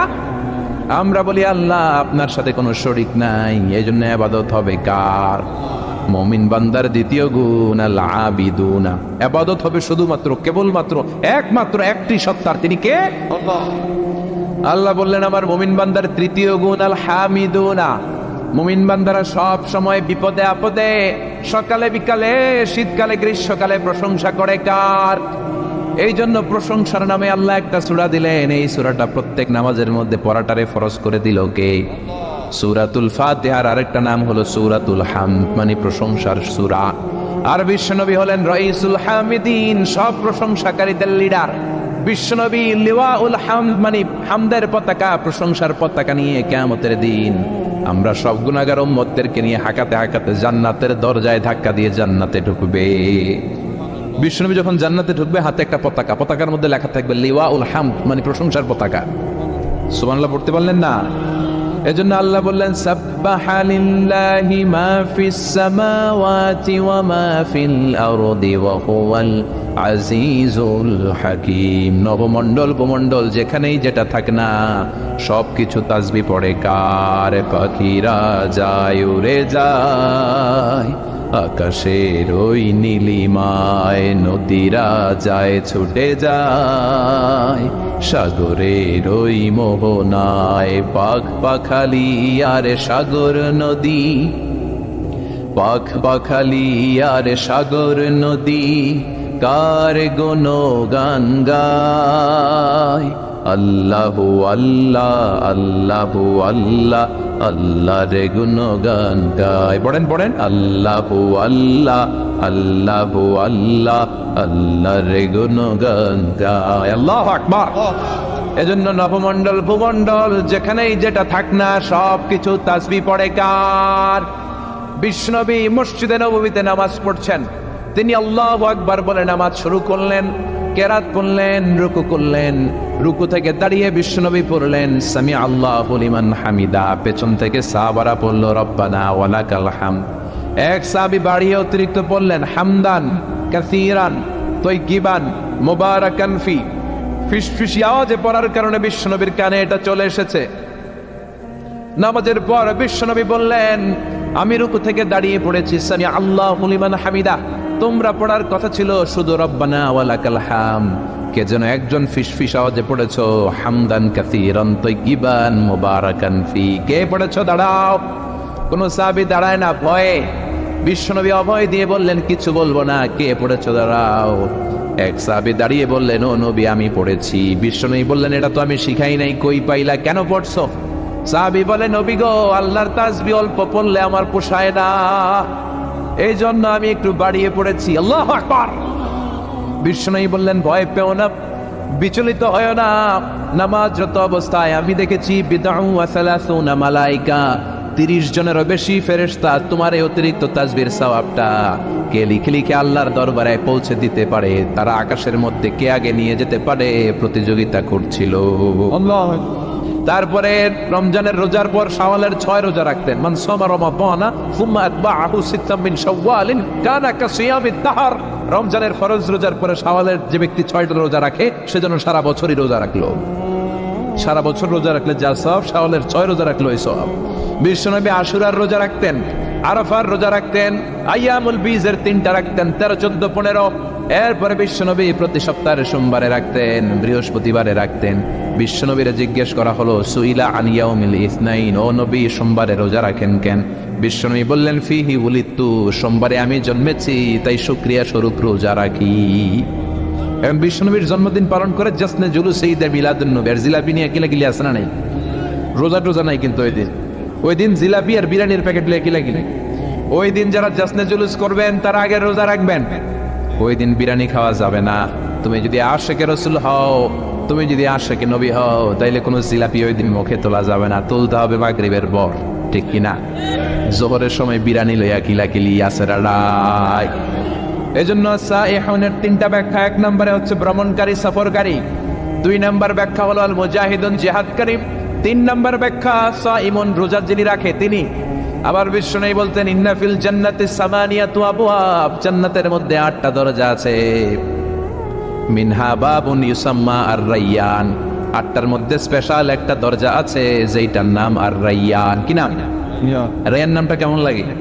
ছেলে হইলে রাইয়ান রাখবেন, মনে থাকবে। রাইয়ান নামটা খুব স্মার্ট না? আর রাইয়ান কত সুন্দর। বিশ্বনবী বললেন জান্নাতের ভেতরে 8টা দরজা, 8টা দরজার মধ্যে স্পেশাল একটা দরজা আছে, নাম হলো আর রাইয়ান। লা ইয়াদখুলুহু ইল্লা সাইমুন, দুনিয়াতে যারা রোজা রাখে নাই তাদের কেউ এই রাইয়ান দিয়ে ঢুকতে পারবে না।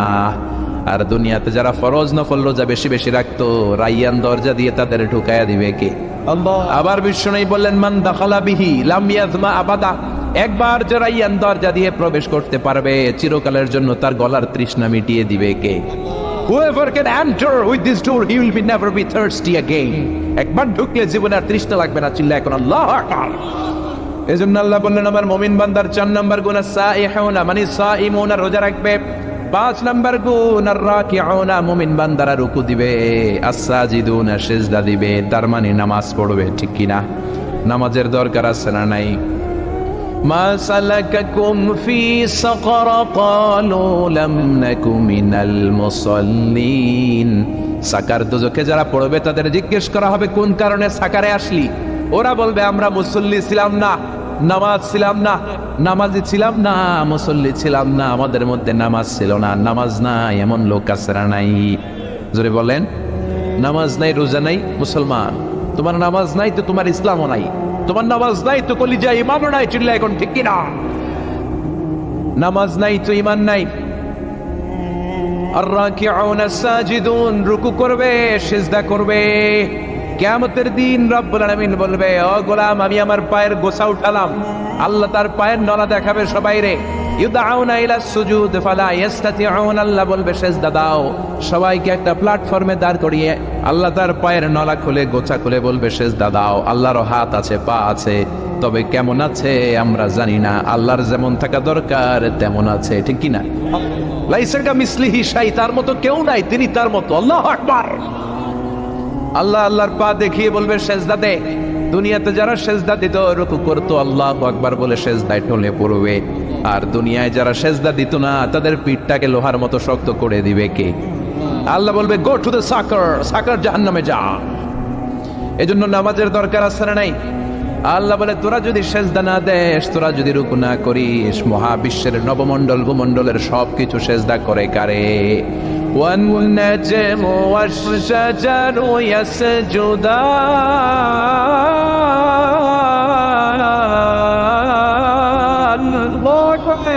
আল্লাহ বলে মাথার উপরে যত তারা দেখা যায়, মহাবিশ্বে যত গাছপালা দেখা যায়, সবগুলো সেজদা দেয় কারে? সব আল্লাহর সেজদা দেয়। প্রমাণ চান? অস্ট্রেলিয়া নামে একটা দেশ আছে না? অস্ট্রেলিয়ার রাজধানী কই? না, সিডনি না, ক্যানবেরা। সিডনি একটা বিখ্যাত শহর। তো অস্ট্রেলিয়ার সিডনিতে একটা জঙ্গল আছে। ওই জঙ্গলে একটা গাছ, অনেক পত্রপত্রিকায়, অনেক ক্যালেন্ডারের মধ্যে ওই গাছের ছবিটা পাওয়া যায়, যে গাছটা মানুষের মতো রুকু করে আছে, আর একটা গাছ আছে মানুষের মতো করে টু দ্য ডাইরেকশন অফ কেবলা, আবার কেবলামুখী হয়ে মানুষের মতো রুকু করে আছে, মানুষের মতো সেজদা করে আছে। চিল্লায় পড়েন আল্লাহ আকবার। আল্লাহ বলে তোরা সেজদা না দিলে আই ডোন্ট কেয়ার, আমার কিছু যায় আসে না। মহাবিশ্বের সব কিছু রুকু সেজদা করে কার দিকে ঝুঁকে আছে? এজন্য আল্লাহ বললেন আর রাকিউনা, মুমিন বান্দারা রুকু দেয়, মুমিন বান্দারা সিজদা দেয়। এই সিজদার এত দাম সাইয়েদনা, এই সিজদার এত দাম। বিশ্বনবীর কুমারী বউ মা আয়েশা বিশ্বনবীরে জিজ্ঞেস করলেন, ইয়া রাসূলুল্লাহ, কিয়ামতের দিন লক্ষ লক্ষ মানুষের মধ্য থেকে অন্যান্য উম্মাত আর আপনার উম্মতের মধ্য থেকে, এত ভিড়ের মধ্য থেকে কেমন করে আপনি আপনার উম্মতকে চিনবেন? কাইফা তারিফু উম্মাতাকা ইয়া রাসূলুল্লাহ, ও নবী কেমন করে আপনার উম্মতকে আপনি চিনবেন? বিশ্বনবী বললেন গুররাম মুহাজ্জালিনা মিন আসারিল উযু, আমার যে উম্মতের ওযু করবে, সেজদা দিবে, সেজদার জায়গাটা রেডিয়াম বাতির মতো কিয়ামতের দিন জ্বলজ্বল করতে থাকবে। ওই জ্বলজ্বল করা চিহ্ন দেখে আমার গুনাহগার উম্মতদেরকে শাফাত করে করে আমি জান্নাতে ঢুকাইয়া দেব। এজন্য নামাজ পড়ার দরকার আছে না নাই? সালাতে কায়েম করো, সালাতে কায়েম করো, হবে সম্মানী তুমি, হবে জান্নাতি তুমি, হবে সম্মানী তুমি, হবে জান্নাতি তুমি। দিবে কাল হাসরে শীতল ছায়া আরশে আজিম, রব্বিয়াল আলা ওয়া রব্বিয়াল আযীম। আরশের শীতল ছায়ার দরকার আছে না নাই? পেতে চাই? সেদিন লা জিল্লা ইল্লা জিল্লু, আল্লাহর আরশের ছায়া ছাড়া সেই কঠিন দিনে কোনো ছায়া থাকবে না। যারা নামাজ পড়বে তাদেরকে আরশের ছায়ার নিচে ছায়া দিবে কে? এরপরে আল্লাহ বললেন আমার মুমিন বান্দাদের 7 নাম্বার গুণাবলী আন্না আল আমিরুনা বিল মারুফ, ভালো কাজের আদেশ দিবে তারা, ওয়ান্নাহুনা আনিল মুনকার, অন্যায় কাজের নিষেধ করবে। সমাজে ভালো কাজের আদেশ দিতে হবে, শুধু নিজেই নামাজ পড়লে চলবে না, অন্য সবাইকে নামাজের দাওয়াত দেওয়ার দরকার আছে না নাই? ওয়ান্নাহুনা আনিল মুনকার, অসৎ কাজে বাধা দিবে। বিশ্বনবী বললেন মান রাআ মিনকুম মুনকারান ফালিয়ুগাইয়িরহু বিয়াদিহি, সমাজের মধ্যে যে অন্যায় দেখবে, সাহস থাকলে, ক্ষমতা থাকলে ওই অন্যায় থাপ্পড় দিয়ে জমিনে গেড়ে দাও, তাহলেই তুমি মুমিন। চিল্লায় বলেন ঠিক কি না? এজন্য সামাজিক সন্ত্রাস, রাষ্ট্রীয় সন্ত্রাস, ক্ষমতা থাকলে থাপ্পড় মেরে ধুলার সাথে মিশায় দিবেন। চিল্লায় বলেন ঠিক কি না? কারণ আপনি যদি অন্যায় বাধা না দেন, যদি প্রতিবাদ না করেন, মুমিন হতে পারবেন না। এখন আমাদের দশা এমন, অন্যায় দেখতে দেখতে সব সয়ে গেছে, আর প্রতিবাদ করতে জানি না, আমরা প্রতিবাদ করি না, প্রতিবাদ করার সুযোগ আমগো নাই। জোরে কোন ঠিক কিনা? প্রতিবাদ করলে জেলখানা আছে না নাই? কোনো প্রতিবাদ করবেন না। ওয়ান্নাহুনা আনিল মুনকার, বিষ্ণু বলেন সাকিতু আনিল হাক্কি শাইতানুন আখরাস, অন্যায় দেখে যে মুখের মধ্যে স্কচ টিপ মেরে চুপ করে বসে থাকে সেটা মুমিন নয়, ওইটা 1 নম্বরের বোবা শয়তান। চিল্লায় এখন ঠিক কিনা? বিশ্বনবী বললেন ওগুলো মুনাফিক, ওগুলো মুমিন নয়। এজন্য ভালো কাজের আদেশ দিবেন, মন্দ কাজের নিষেধ করার দরকার আছে না নাই? সব শেষে আল্লাহ বললেন ওয়াল হাফিযুনা লিহুদুদিল্লাহ ওয়া বাশশিরিল মুমিনিন। 9 নম্বর গুণ হলো হাফিযুনা লিহুদুদিল্লাহ, আল্লাহর বর্ডারকে মেইনটেইন করে, হেফাজত করে। হুদুদুল্লাহর তাফসীর এসেছে 2টা। 1 নম্বর ফারাইজিল্লাহ, 2 নম্বর হলো আল হালাল ওয়াল হারাম, হালাল হারামের যে গণ্ডি রব্বুল আলামিন বেঁধে দিয়েছেন, এগুলো মুমিনরা হেফাজত করে। মুমিনরা কখনো হারাম খায় না, মুমিন খায় হালাল। ঠিক কিনা? আবার হালালে বরকত ঢুকিয়ে দিয়েছে কে? আল্লাহ। হুদুদুল্লাহর দ্বিতীয় তাফসীর ফারাইজিল্লাহ, আল্লাহর ফরজগুলোকে আমার প্রিয় মুমিন বান্দারা সংরক্ষণ করে। মুমিনরা কখনো ফরজকে নষ্ট করে না। চিল্লায় এখন ঠিক কিনা? কারণ নফলে ছাড় আছে, সুন্নতে ছাড় আছে, ফরজে কোনো ছাড় আছে? ফরজ নামাজ না পড়লে মায়ের আছে না নাই? যাকাত না দিলে মায়ের আছে না নাই? ফরজে কোনো ছাড় নাই। আপনি ব্যস্ত, সুন্নত নামাজ ছেড়ে দেন, আজকের জন্য সমস্যা নেই, ফরজ পড়েন, কবুল করে নিবে কে? এই জন্য ফরজে কোনো ছাড় নাই। এই কারণে ফারাইজি আন্দোলনের দরকার আছে না নাই? আজি শরীয়তুল্লাহ বাংলার জমিনে সর্বপ্রথম ফারাইজি আন্দোলন করেছে। ওই ফারাইজি আন্দোলন আবার শুরু করতে হবে। ওনার ছেলে দুদু মিয়া, পাপকা বেটা সিপাহী কা ঘোড়া, কুছ না হতো থোড়া থোড়া, ছেলেও ছিল দুদু মিয়া নীলকরদের বিরুদ্ধে যে হাত করেছে, ব্রিটিশ খেদাও আন্দোলনে নেমেছে, চিল্লা এখন ঠিক কিনা? এজন্য ফারাইজি আন্দোলন করেন, ফরজ কায়েম করতে হবে সমাজে। কোনো ফরজের ব্যাপারে ছাড় নাই, নামাজ পড়া ফরজ কোনো ছাড় নাই, আল্লাহর আইন মানা ফরজ ছাড় নাই, পর্দা করা ফরজ এগুলোতে কোনো ছাড় নাই, ঠিক কি নাই? যারা এই 9টা গুণ মেনে চলবে, আল্লাহ বললেন অবাশশিরিল মুমিনিন, মুমিনদের সুসংবাদ দাও, কারণ ওয়ালা তাহিনু ওয়ালা তাহজানু ওয়া আনতুমুল আ'লাউনা ইন কুনতুম মুমিনিন। ও আমার মুমিন বান্দারা, এই 9টা গুণ যদি পালন করতে চাও, এগুলো তো সোজা না। এগুলো করতে গেলে বাতিলের তীর তোমার ঝাঁঝরা করে দিবে, তোমার জেল আসবে, জরিমানা আসবে, রিস্ক আসবে, ঝুঁকি আসবে। কিন্তু পাক্কা ইমানদার কোনো ঝুঁকিরে ভয় পায় না, ভয় পায় একজন রে, তিনি কে? আরো জোরে বলেন, তিনি কে? 7 শ্রেণীর ব্যক্তিকে আল্লাহ তাআলা in the day of judgement আরশের নিচে ছায়া দিবেন। তার মধ্যে এক শ্রেণী হচ্ছে রাজুলুন কলবুহু মুআল্লাকুন বিল মাসাজিদ, এমন ব্যক্তি যার অন্তরটা সবসময় মসজিদের সাথে ঝুলে ছিল। ফজর নামাজ পড়ে চিন্তা করতে জোহর কখন পড়বো, জোহর পরে চিন্তা করতো আসর কখন পড়বো, আসর পরে ভাবে মাগরিব যাতে জামাত মিস না হয়। এরকম কিছু নামাজের লোকজন আসরা নেই, জোরে বলে কলবুহু মুআল্লাকুন বিল মাসাজিদ। এজন্য মসজিদের সাথে অন্তরটাকে ঝুলায় রাখতে হবে, তাহলে আরশের নিচে ছায়া দিবে কে? সূরাতুন নাসর, এটা কোরআনের 110 নম্বর সূরা। কত নাম্বার? 30তম পারায় অবস্থিত, আয়াত মাত্র 3টা। জোরে বলেন কয়টা? এই সূরার আয়াত সংখ্যা মাত্র 3টি। জোরে বলেন কয়টি? এটা মাদানী সূরা, মদিনায় নাজিল হয়েছে। নাসর শব্দের অর্থ হচ্ছে বিজয়। আন-নাসরু মানে সাহায্য বা বিজয়। সাহায্য বা বিজয় দান করে কে? এই যে আসতেছে বিজয়ের মাস, 16 ডিসেম্বর, 9 মাস রক্তক্ষয়ী যুদ্ধের পর আমরা স্বাধীন পতাকা পেলাম, মানচিত্র পেলাম, বিজয় পেলাম। বিজয় দিছে কে?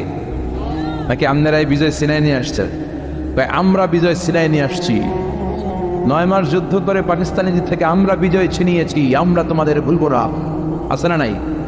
আমরা তোমাদের ভুলবো না, আমরা তোমাদের ভুলবো না, 1 সাগরের রক্তের বিনিময়ে বাংলার স্বাধীনতা আনলে যারা, আমরা তোমাদের ভুলবো না, আমরা তোমাদের ভুলবো না, ঠিক না? আসলে আমরা মুক্তিযোদ্ধাদের ভুলবো না, ভাষা শহীদদের ভুলবো না, তাদের জন্য দোয়া আসরা নাই, সালাম আসরা নাই। কিন্তু বিজয় আমরা আনছে এটা বলবেন না, বিজয় দিয়েছে কে? এজন্য 16 ডিসেম্বরে শুধু মুক্তিযোদ্ধাদের কথা বললেন না, 26শে মার্চে, 21শে ফেব্রুয়ারিতে শুধু ভাষা শহীদদের গুণগানি গাইয়ের না, শুকরও করবেন কার?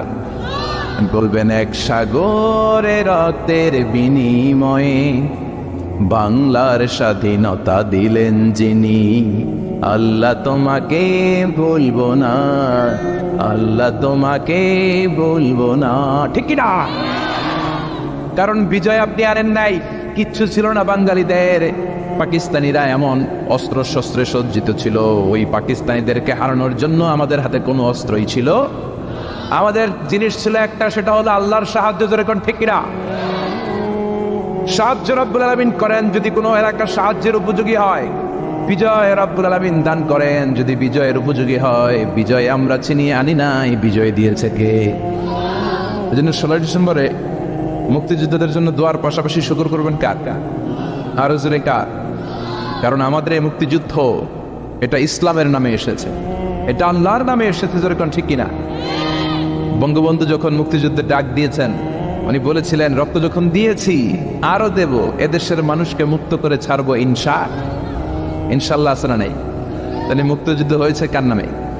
আর জোরে বলেন কার নামে? এই জন্য বিজয় দিবসের প্রশংসা কার? আরো জোরে বলেন কার? কিন্তু বিজয় দিবসে কপাল পড়া বাঙালিরা হিন্দি গান সারে, আছে না নাই? দেদারসে হিন্দি গান চালায়। আল্লাহ সহি সমঝ দান করুক, আমরা পড়ি আমিন। সূরাতুন নাসর বিজয়ের সূরা, যেহেতু বিজয়ের মাস আসতেছে, এই বিজয়কে সামনে রেখে আমরা এই 3টি আয়াতের তাফসীর আজকে শুনবো। চিল্লায় পড়েন ইনশাআল্লাহ। এই সূরাটি মাদানী, মদিনায় নাজিল হয়েছে 10ম হিজরিতে, বিদায় হজের সময়। খেয়াল রাখবেন, বিশ্বনবী জীবনে হজ করতে পেরেছেন মাত্র একটা। কয়টা? জানি না। আমরা বছরে বছরে হজ করি, বিশ্বনবী বছরে বছরে হজ করতেন। হজ করছেন একটা, চিল্লাই কোন কয়টা? বিশ্বনবীর জীবনে উমরা করেছেন 4টা, জোরে কোন কয়টা? যেই হজ উনি করেছিলেন ওই হজের মৌসুমে 9 জিলহজ থেকে 13 জিলহজের এই কোন একটা সময় মিনা প্রান্তরে এই সূরাটাকে নাজিল করেছে কে? এই সূরাটা আখিরুস সূরা নুজুলান কামিলান মিনাল কোরআন, কোরআনের সর্বশেষ পূর্ণাঙ্গ নাজিল হওয়া সূরা। ইনফরমেশনগুলো নিয়ে যান। কোরআনের সর্বশেষ পূর্ণাঙ্গ নাজিল হওয়া সূরা। এই সূরা নাজিলের পরে কোরআনের আর কোন সূরা পূর্ণাঙ্গ নাজিল হয় নাই। সুবহানাল্লাহ। কোরআনের কোন কোন সূরার কাটা কাটা অংশ 1 আয়াত 2 আয়াত 5 আয়াত নাজিল হয়েছে, কিন্তু কমপ্লিটলি সর্বশেষ যে সূরাটা নাজিল হয়েছে এটা হচ্ছে সূরাতুন নাসর। পড়েন আল্লাহু আকবার। আবার এই সূরার আরেক নাম হলো সূরাতুত তাওদী, মানে বিদায়ের সূরা। এই সূরার মধ্যে রব্বুল আলামিন বিশ্বনবীকে যে দুনিয়া থেকে উঠিয়ে নেবেন তার একটা অগ্রিম পূর্বাভাস আছে না নাই? ইদা জাআ নাসরুল্লাহ, যখন আল্লাহর সাহায্য আসবে, ওয়ারাইতান নাস ইয়াদখুলুনা ফি দীনিল্লাহি আফওয়াজা, ও নবী আপনি দেখবেন দলে দলে লোকজন কালিমা পড়ে মুসলমান হয়। দলে দলে সবাই যদি মুসলমান হয়ে যায় তার মানে বিশ্বনবীর দাওয়াতি মিশন কমপ্লিট, ঠিক কি না? নবীর পৃথিবীতে রাখার দরকার নাই। এই সূরা নাজিলের পরে বিশ্বনবী পৃথিবীতে বেঁচে ছিলেন মাত্র 80 দিন। কয় দিন? কথা বলেন 9 দিন।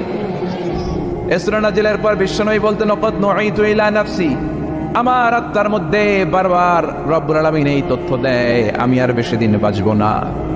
এই সূরাটা আমার চলে যাওয়ার ইঙ্গিত। এই কথা শোনার পরে বিশ্বনবীর কলিজার টুকরা নয়নের পুতুল এই ফাতেমা রাদিয়াল্লাহু তাআলা আনহা কাঁদতে শুরু করলেন। বিশ্বনবী বললেন, ও ফাতেমা কেঁদো না, ইসবিরি ইয়া ফাতেমা, ধৈর্য ধারণ করো ফাতেমা, ফাইন্নাকি আউয়ালু আহলি বাইতি লিহাকান বি, কারণ আমি মরে যাওয়ার পরে সর্বপ্রথম তুমি আমার সাথে সাক্ষাৎ করবে রে ফাতেমা। বিশ্বনবীর ইন্তেকালের পরে মাত্র 6 মাসের ব্যবধানে সাইয়্যিদাতুনা ফাতেমা রাদিয়াল্লাহু তাআলা আনহা ইন্তেকাল করলেন। জোরে বলেন আল্লাহু আকবার। আবার সাইয়েদনা ওমর ফারুক যখন খলিফা, বদরের যুদ্ধে অংশগ্রহণকারী বয়স্ক সাহাবীদের নিয়ে উনি মিটিং করতেন। এদেরকে আরবিতে বলে আশিয়াফু বদর, বদরের শায়েখ। বদরের সাহাবীদের সাথে, বয়স্ক সাহাবীদের সাথে যখন সাইয়েদনা ওমর ফারুক মিটিং করতেন, ওই মিটিং এ ছোট্ট একটা বাচ্চা সাহাবীকে রাখতেন। ওই সাহাবীর নাম হলো ইবনে আব্বাস, আব্দুল্লাহ ইবনে আব্বাস, বিশ্বনবীর চাচাতো ভাই। বদরের বয়স্ক সাহাবারা মনে দুঃখ পায়, আমরা বয়স্ক মানুষ, আমাদের মিটিং এই ছোট্ট বাচ্চা কেন? এই বাচ্চার বয়সে অনেক ছেলে আছে, আমাদের নাতিপুতিও আছে। সাইয়েদনা ওমর ফারুক আমাদের বয়স্কদের মিটিং এ ছোট বাচ্চারা রাখে কেন? এই কথা যখন সাইয়েদনা ওমর ফারুকের কানে গেল, ওমর ফারুক বললেন, ঠিক আছে আমি বুঝাবো কেন এই বাচ্চারে রাখি।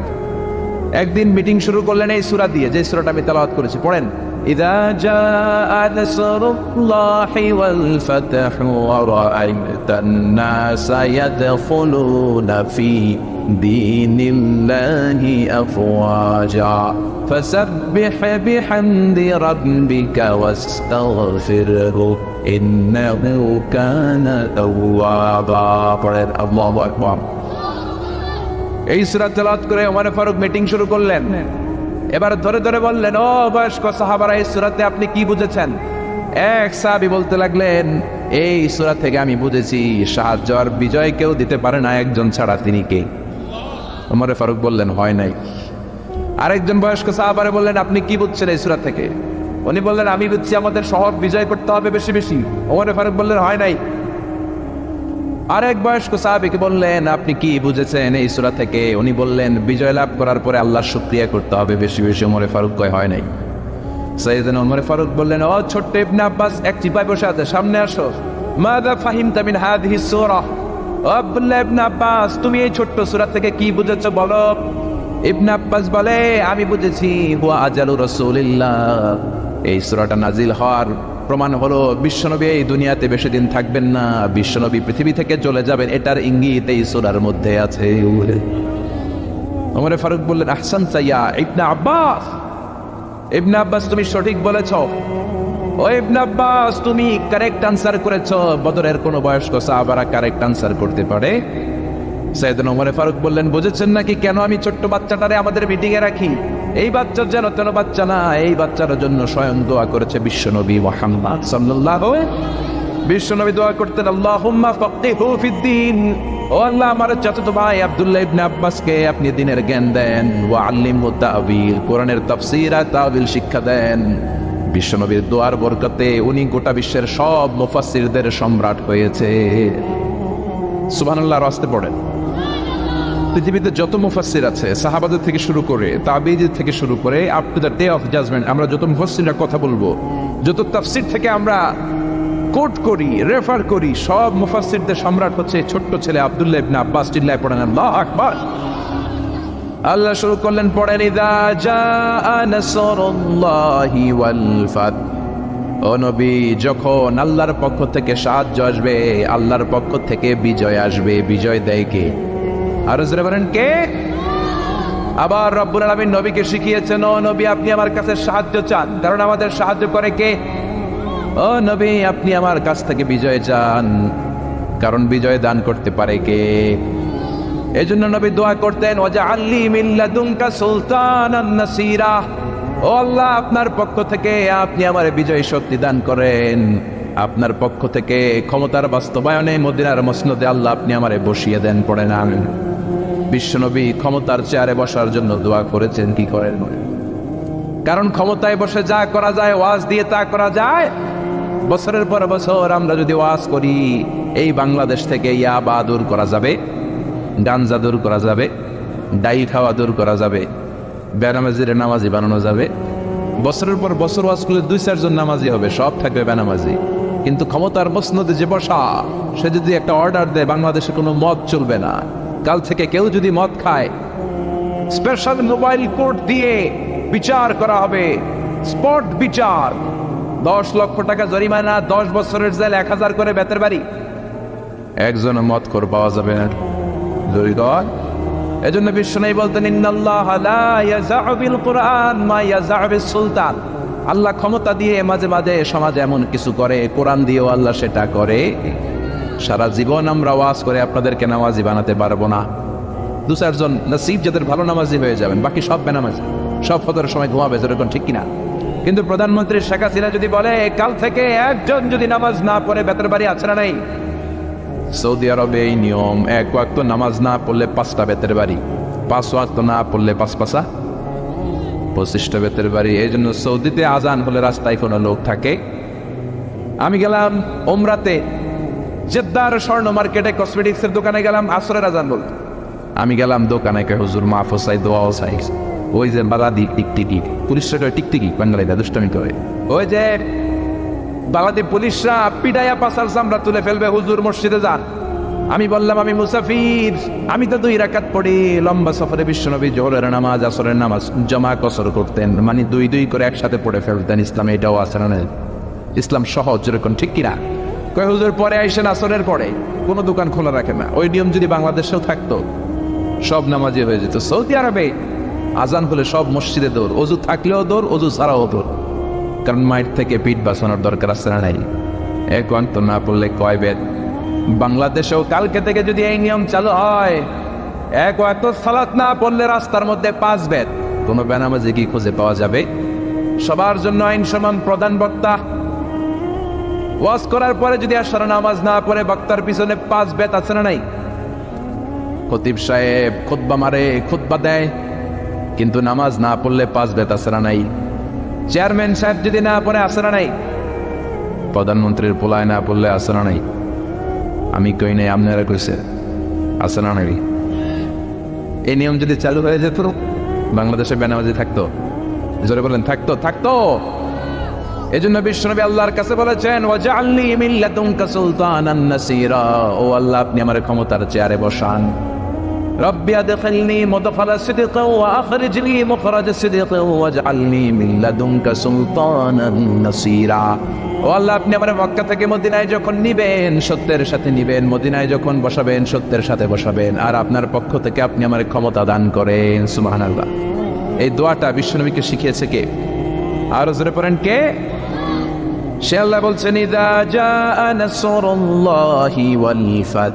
এই ফাত দ্বারা রব্বুল আলামিন বুঝিয়েছেন ফাতহে মক্কা, মক্কা বিজয়। কি বিজয়? জোরে বলেন, কি বিজয়? মক্কা বিজয়ের পরপরই গোটা জাজিরাতুল আরবে যত কাফের মুশরিকের আন্ডা বাচ্চা ছিল, সব কালিমা পড়ে মুসলমান হয়েছে। জোরে করে আল্লাহু আকবার।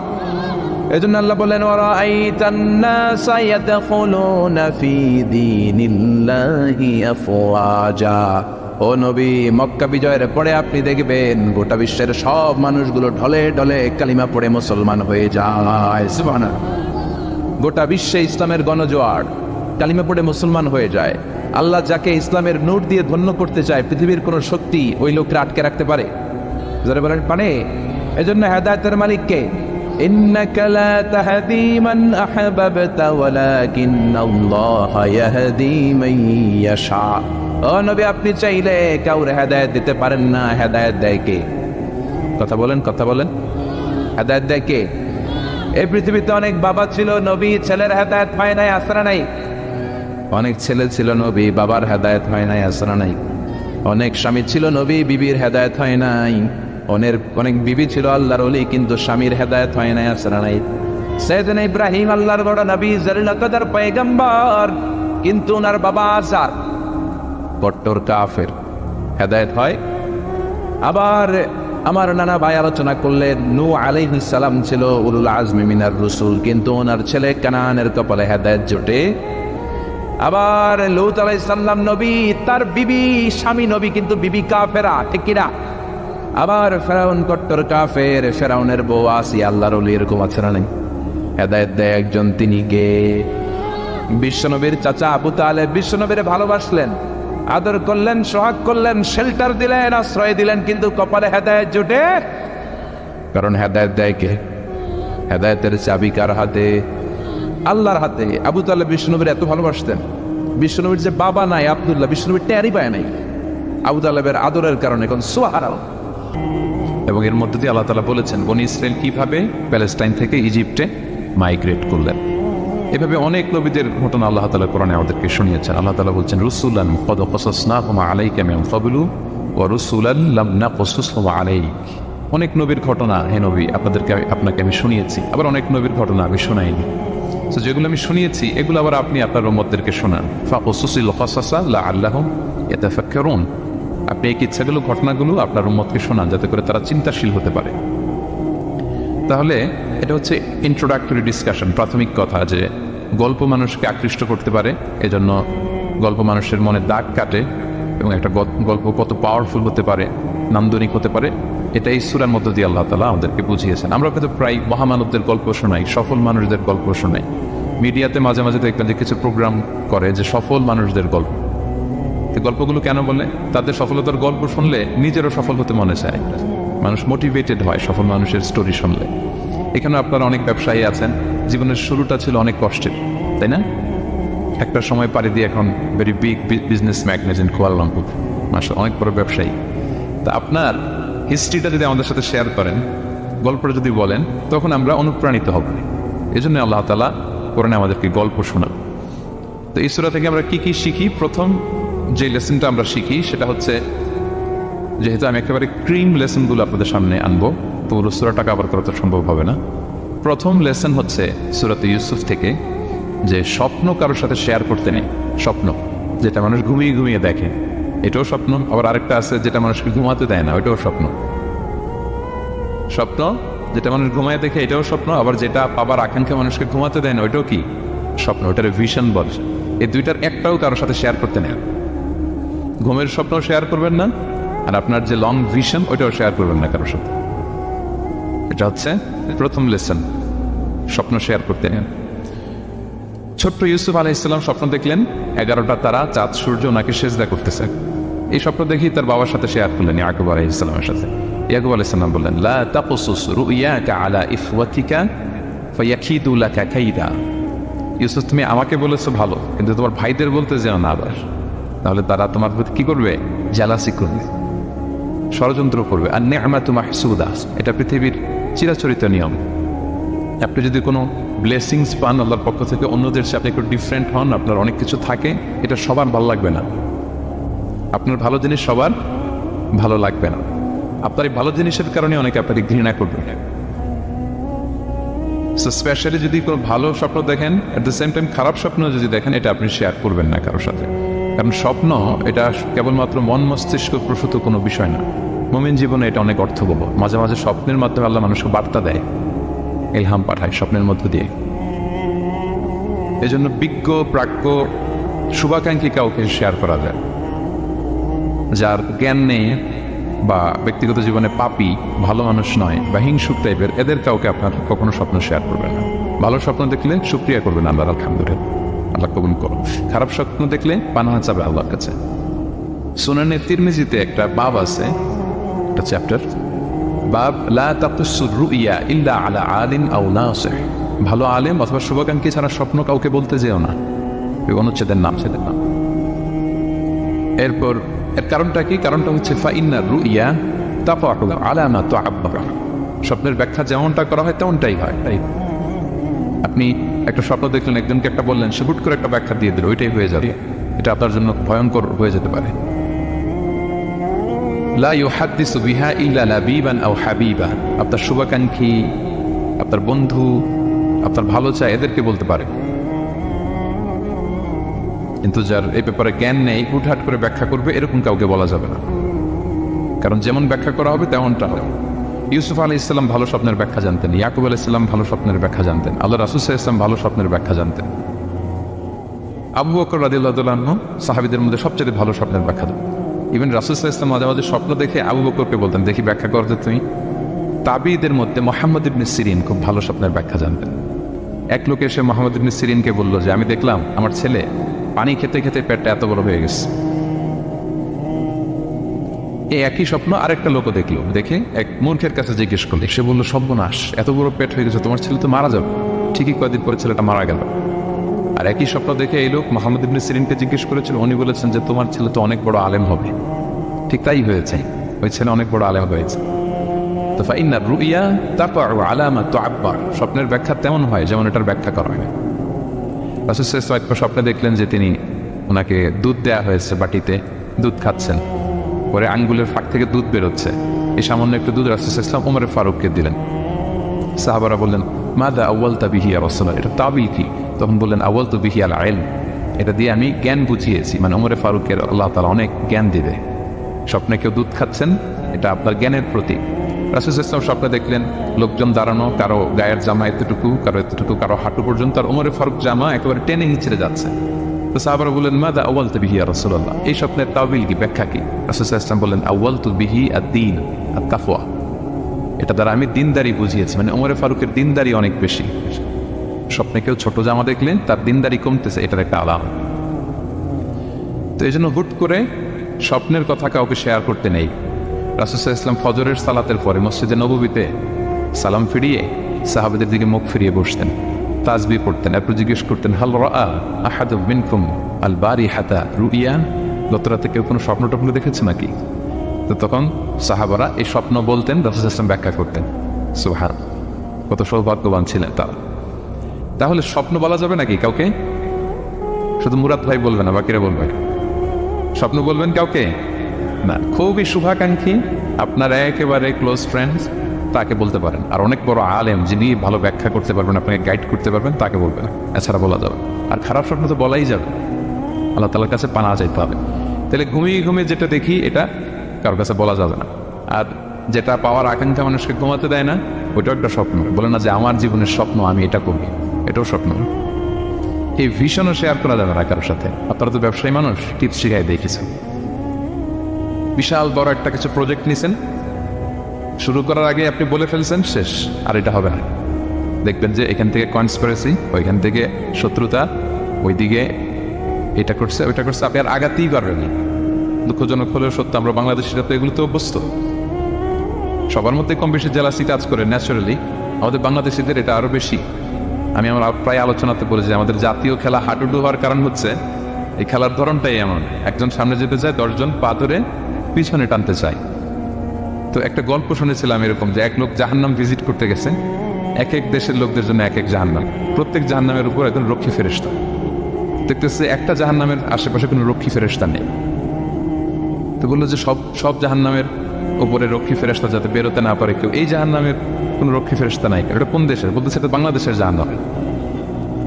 কেউ যদি কোনো রকম বের হইতে চায়, বাকিরা টেনে আবার টুকায় ফেলবে, বেরোয়া যাবে না এখান থেকে। তো এটা নাকি বাংলাদেশের জাহান্নাম। এটা জাস্ট একটা মজার ছেলে গল্প করলাম আর কি। তা আপনি আপনার ভিশন শেয়ার করলে বিপদে পড়ে যাবেন। আপনি প্রপার হোমওয়ার্ক করবেন, গ্রাউন্ড ওয়ার্ক করবেন, কাউন্সিলিং করবেন, প্রজেক্ট দাঁড় করাবেন, লঞ্চিং প্রোগ্রামের দিন সবাইকে জানাবেন। সব রেডি, এবার আর কেউ কিছু করতে পারবেন, এটা দাঁড়াই গেছে, সব রেডি। আমি লঞ্চিং জাস্ট একটা ফর্মালিটিস, তারপরে আমার কাজ শুরু হবে। কিন্তু আপনি আগেই যদি সবাইকে জানায় ফেলেন, হবে এটা? হবে না। এটা হচ্ছে 1 নম্বর লেসন, স্বপ্ন শেয়ার করতে নেন। এই লেসনটাকে ক্লিয়ার? প্রিয় ভাই এবং বোনেরা, আচ্ছা মুভিং অন, 2 নম্বরে চলে যাই। সূরা ইউসুফের 2 নম্বর লেসন হচ্ছে চরিত্র হচ্ছে মানব জীবনের সবচেয়ে দামি সম্পদ, আপনার ক্যারেক্টার।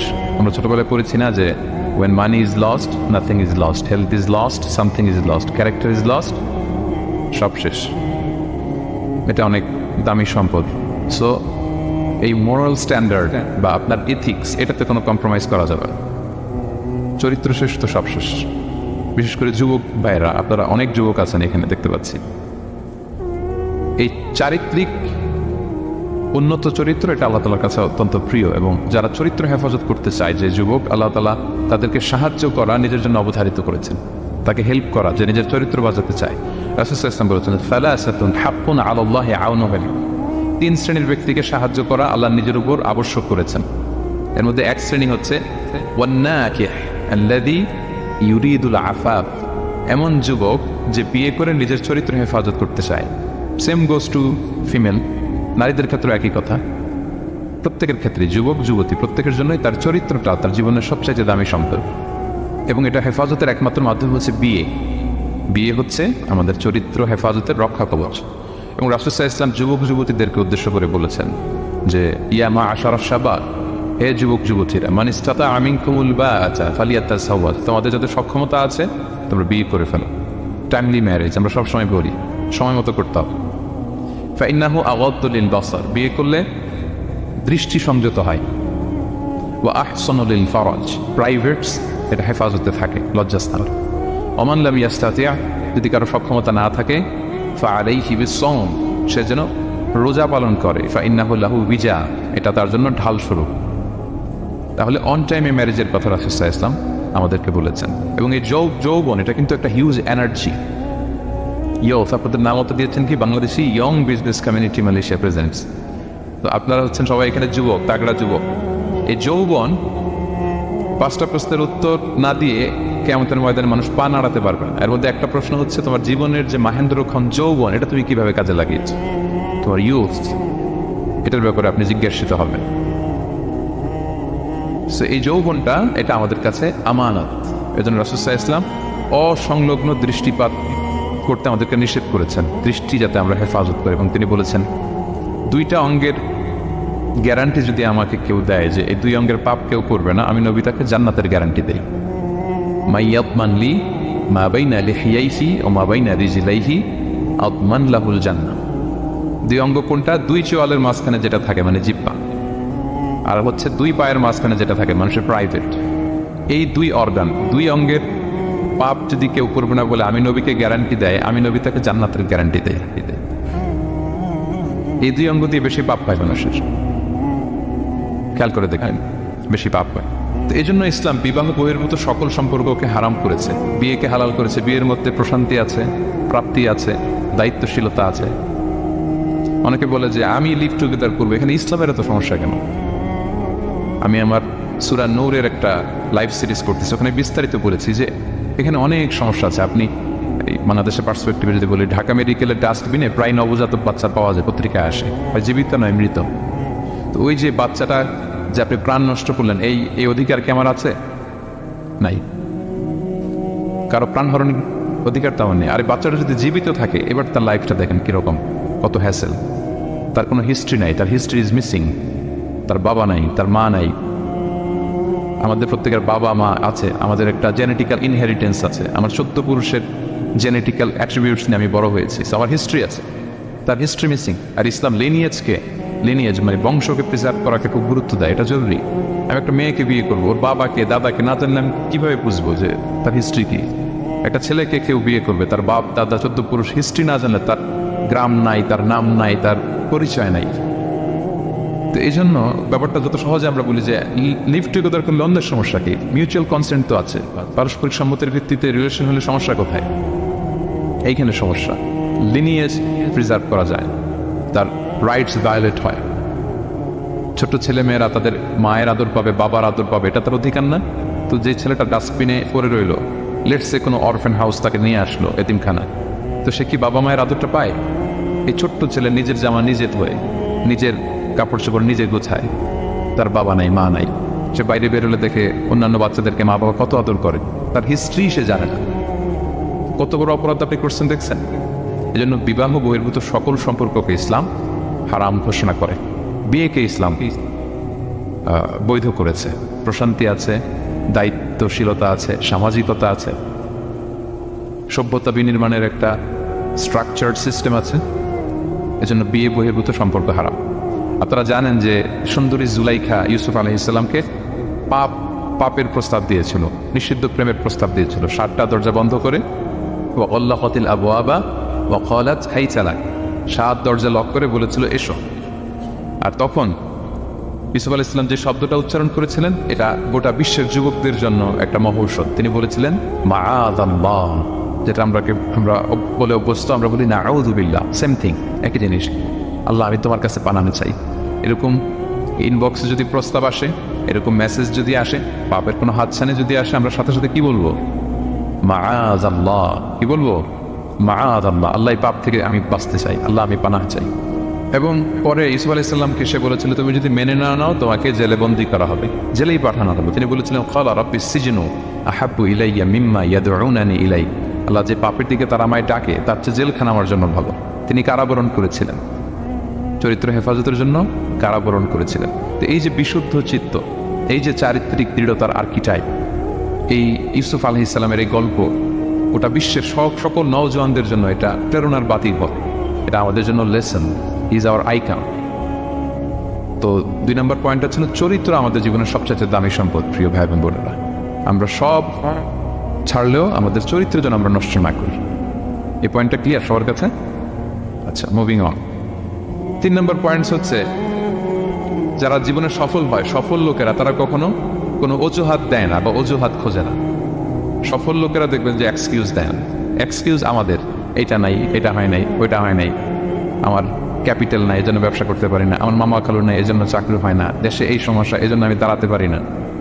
এগুলো কাদের কথা বলেন তো? ব্যর্থদের কথা। যারা সাকসেসফুল ইন দেয়ার ক্যারিয়ার, জীবনে যারা সফল, এরা কখনো কি দেয় না? এক্সকিউজ দেন, অজুহাত দেয় না। They create their own path, they create their own space. তারা তাদের নিজেদের রাস্তা গড়ে নেয়। রাস্তা আপনাকে কেউ করে দিয়ে যাবে না, আপনার রাস্তাটা আপনাকে করতে হবে। তো এই যে অজুহাত দেয় না, সামনে শুধু আগায়, ইউসুফ আলাইহিস সালাম এক্ষেত্রে আমাদের জন্য আদর্শ।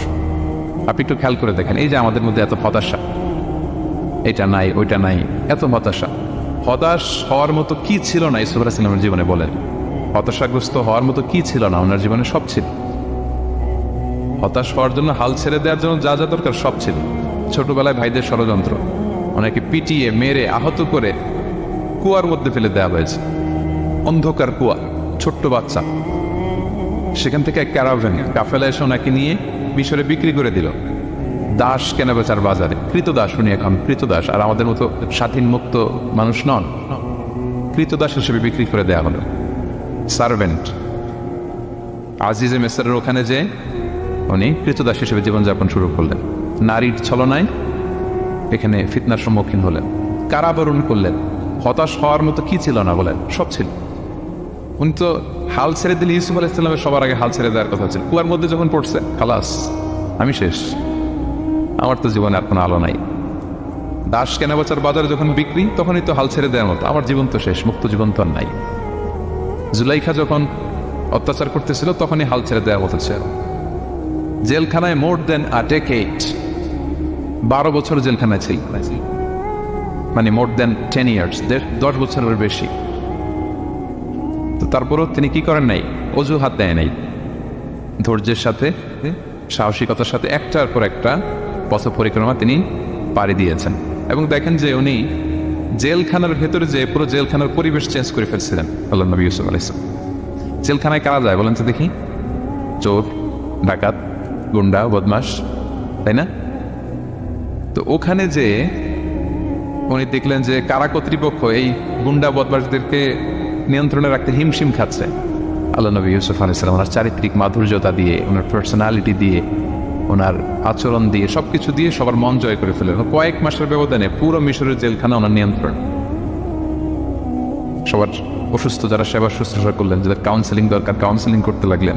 মাঝখানে আবার দুজন কয়েদি স্বপ্ন দেখলো, তারা দেখলো যে এখানে স্বপ্ন বলতে হলে ইউসুফকেই বলতে হবে। ইউসুফ আলাইহিস সালামের কাছে বললো, উনি সুন্দর স্বপ্নের ব্যাখ্যা করলেন। এরপর প্রপার একটা টাইমে দাওয়াতি কাজ শুরু করলেন। তার মানে আপনার রাস্তা যদি একটা বন্ধ হয় আরো 10টা খোলা, ঠিক না? একটা দরজা বন্ধ, আল্লাহ তাআলা আরো অনেকগুলো দরজা খুলে দিবেন। One door is closed, many doors are open. আরদুল্লাহি ওয়াসিআ। দাওয়াতি কাজ আপনি করতে চাইলে অনেক জায়গা খোলা আছে। এবং জেলখানা, কারাবরণ, কোনো কিছু দিয়ে আল্লাহ নবী ইউসুফ আলাইহিস সালামকে দমানো যায়নি। দমানো গিয়েছে না। যেন সফলরা এগুলো বলেন, আমি তো কারাবরণ করছিলাম, আমি তো 10 বছর ছিলাম না, আমার তো এই সমস্যা। এগুলো সফল লোকদের কথা না। আপনারা নেলসন ম্যান্ডেলা নাম শুনেছেন? সাউথ আফ্রিকার প্রথম প্রেসিডেন্ট। উনি কত বছর কারাবরণ করেছিলেন জানেন? 27 বছর। 27 বছর উনি জেলখানায় ছিলেন। আজকে ওনার মৃত্যুর এত বছর পরেও কুয়ালালামপুরের এই ইফতার প্রোগ্রামে ওনার কথা আমরা স্মরণ করতেছি। কি সাকসেসফুল না? অত দূরে যাওয়ার দরকার নেই। আমি যদি এই দেশের দিকে তাকাই, what about the honourable prime minister Anwar Ibrahim? কয় বছর? প্রায় 8 বছর। পরে রয়্যাল পার্ডানে সব মিলাই টিলে 8 বছরের মতো উনি কারাজীবন কাটিয়েছেন। তো উনি সফল হতে কোনো সমস্যা হয়েছে? Now he is the prime minister of Malaysia. সুবহান। মিশরে যখন আমরা ছিলাম আমরা দেখেছি যে অনেক ইসলামিক মুভমেন্টের বড় বড় নেতৃবৃন্দ, কেউ 15 বছর, কেউ 20 বছর জেলখানায়, দমাতে পারেনি তাদের। সো সফলদেরকে দমানো যায় না, এবং তারা এক্সকিউজ দেয় না, অজুহাত দেন, এটার কারণে পারি না, ওইটার কারণে পারি নাই। তারা নিজের রাস্তা নিজে তৈরি করে। এই লেসনটা আমরা পেলাম। 4 নাম্বার হচ্ছে বিলিভার্স আর অলওয়েজ অপটিমিস্টিক। বিশ্বাসীরা সবসময় আশাবাদী হয়, অলওয়েজ অপটিমিস্টিক, হাল ছেড়ে দেয় না। মুমিন কখনো হতাশ হয় না, মুমিন কখনো হাল ছেড়ে দেয় না। মুমিন ভরসা রাখে একজনের উপর, তিনি কে? আল্লাহ তাআলার উপর। সবসময় বিশ্বাসীরা তারা ভরসা রাখে। এবং সূরা ইউসুফে এটা শিক্ষা আমরা পাই। ইয়াকুব আলাইহিস সালাম ওনার ছেলেদেরকে বলেছিলেন যে লা তাইয়াসু মির রাহিল্লাহ ইন্নাহু লা ইয়াইয়াসু মির রাহিল্লাহি ইল্লাল কওমুল কাফিরুন। তোমরা আল্লাহর রহম থেকে নিরাশ হও না। আল্লাহর রহম থেকে নিরাশ হবে না। আল্লাহর রহম থেকে তারাই নিরাশ হয় যারা অবিশ্বাসী, যারা কাফির। হাল ছেড়ে দেওয়া যাবে না প্রিয় ভাইরা। এবং উনি প্রথমে ওনার ছেলে ইউসুফকে হারালেন, তারপরে বানিয়ামিনকে হারালেন, এরপর অন্যান্য ছেলেরা মিশরে চলে গেল শস্য আনার জন্য। তারপরে উনি আশা ছাড়েন। উনি বলেছেন ফাসাবরুন জামিল, যে কোনো পরিস্থিতিতে আমি ধৈর্য ধারণ করছি। আসাল্লাহু আইয়াতিয়ানি বিহিম জামিআ, এবং আমি আশাবাদী যে আল্লাহ সবাইকে আমার কাছে ফিরিয়ে দিবেন একদিন। সবাই ওনারে পাগল বলতো। কি বলেন আপনি? বয়সের ভারী লজ্জ হয়ে আপনি পাগলের মতো বলতেছেন ইউসুফ ইউসুফ ইউসুফ। কোথায় সে ইউসুফ? ওকে তো নেকড়ে খেয়ে ফেলেছে। কারণ ইউসুফের ভাইয়ের একটা গল্প সাজিয়েছিল। সন্ধ্যাবেলা এসে বলেছিল, বাবা আমরা তো খুব যত্নবান ছিলাম, কিন্তু নেকড়ে বাঘ তো খেয়ে ফেলেছে ইউসুফকে। তো উনি ইউসুফ আলাইহিস সালামের জামাটা হাতে নিলেন, হাতে নিয়ে দেখে ওরা আবার একটা বকরি জবাই করে এটা রক্ত মাখা নিয়ে আসছিল জামাতে। তো উনি বললেন যে ইউসুফকে কোন নেকড়ে খেলো যে ইউসুফকে খেয়ে ছিন্ন বিচ্ছিন্ন করে ফেললো, আমার ইউসুফের জামার মধ্যে তো কোনো আঁচল লাগলো না, জামার তো ডানে বাই কোথাও ছিঁড়া দেখতে পাচ্ছে না, শুধু রক্ত। এই কেমন নেকড়ে বাঘ? ইউসুফকে খেয়ে ফেললো কিন্তু ইউসুফের জামা ছিল না। আপনারা জানেন যে জুলাইখা যখন ইউসুফ আলাইহিস সালামকে জোর করে পেতে যাচ্ছিল, আল্লাহ নবী ইউসুফ আলাইহিস সালাম চরিত্র বাঁচানোর জন্য দৌড় দিলেন ইলা নাহিয়াতিল বাব, দরজার দিকে। আর আল্লাহ তাআলা দরজা খুলে দিতে লাগলেন। 7ম দরজার সামনে এসে জুলাইখা ইউসুফ আলাইহিস সালামকে পেছন থেকে ধরে ফেললেন। ধরে যখন টান দিলেন পিছনে জামা ছিঁড়ে গেল। তো সামান্য এই জোরাজোরিতে জামা ছিঁড়ে যায়, আর একটা নেকড়ে একটা মানুষকে চিড়ে কুড়ে খাবে, তার জামা ছিঁড়বে না? ছিঁড়বে। ওই জামা দেখেই উনি আন্দাজ করে ফেলছেন যে এটা মিথ্যা কথা, আমার ইউসুফকে নেকড়ে বাঘ খায়নি। এই যে অপরাধীরা যখন অপরাধ করে তারা সব আলামত মুছতে পারলো, একটা আলামত বাকি থেকে যায়। কোনো না কোনো আলামত থাকবে যেটা রেশ ধরে সিআইডিরা, ক্রিমিনাল ইনভেস্টিগেশন ডিপার্টমেন্টের লোকেরা তারা অপরাধীকে শনাক্ত করে ফেলে। তো ছোটবেলায় ইউসুফ আলাইহিস সালামকে হারালেন, এরপরে বানিয়ামিনকে হারালেন, এরপরে ছেলেরা গেল শান্তে, কেউ নাই ওনার পাশে। কিন্তু উনি বললেন যে আমি বিশ্বাস করি, আমি আশাবাদী। উনি বলেছিলেন আমি আশাবাদী যে আল্লাহ তাআলা সবাইকে একদিন আমার কাছে ফিরিয়ে দেবেন, এবং তাই হয়েছে। সবাইকে আল্লাহ তাআলা ওনার কাছে এনে দিয়েছিলেন। এবং ওনারা সবাই মিশরে চলে গিয়েছিলেন। এক মহা পুনর্মিলন হয়েছিল পিতা পুত্রের সেদিন, দীর্ঘ প্রায় 30-40 বছর পর। তো এই জন্য আমরা সবসময় আশাবাদী থাকবো, optimistic, never be pessimistic, try to B optimistic always. সবসময় আপনি আশাবাদী হবেন। রাসূল সাল্লাল্লাহু আলাইহি ওয়াসাল্লাম সবসময় আশাবাদী থাকতেন। যে কোনো একটা দিকে নেগেটিভিটি থাকবে, পজিটিভিটি থাকবে, আপনি কোনটা নেবেন? পজিটিভটা আপনি নেবেন। একটা উদাহরণ আছে না, যে এরকম একটা গ্লাসের অর্ধেক যদি পানি থাকে, কেউ দেখে অর্ধেক খালি, কেউ দেখে অর্ধেক পানি ভর্তি, তো আপনি অর্ধেক যে পানি ভর্তি ওইটা খেয়াল করবেন, আশাবাদী হবেন। আশাবাদী লোকদেরকে আল্লাহ তাআলা পছন্দ করে। নিরাশ হয় যারা কাফির, অবিশ্বাসী তারা। আর শয়তানের সবচেয়ে বড় মিশন হচ্ছে আমাদেরকে হতাশ বানানো। আমাদেরকে কি বানানো? সে আমাদেরকে হতাশ বানাইতে পারলে সে সাকসেসফুল। সে আমাদেরকে বোঝাতে থাকে, এত পাপ করেছিস, আল্লাহকে তোরে মাফ করবে? মনে হয় করবে না। এত পাপ হয়ে গেছে, এত অন্যায় হয়ে গেছে, মনে হয় আল্লাহর পাপ মাফ করবেন না। যা হয়েছে হয়েছে, আরেকটু কর, আরেকটু এনজয় করতে থাক, আরেকটু গা ভাসায় দে পাপের সাগরে। এরকম আপনারে প্রভোগ করতে থাকে সে। আপনাকে আশাবাদী হতে দেয় না যে না, আমি পাপ যতই করি, আমার পাপ যত বড় হোক, আল্লাহর রহমতের দরিয়া তার চাইতেও বড়। এটা ভাবতে দেয় না শয়তান আমাদের। বারবার বারবার নিরাশ করতে থাকে। নিরাশ যদি আমাদের করতে পারে, শয়তান সফল।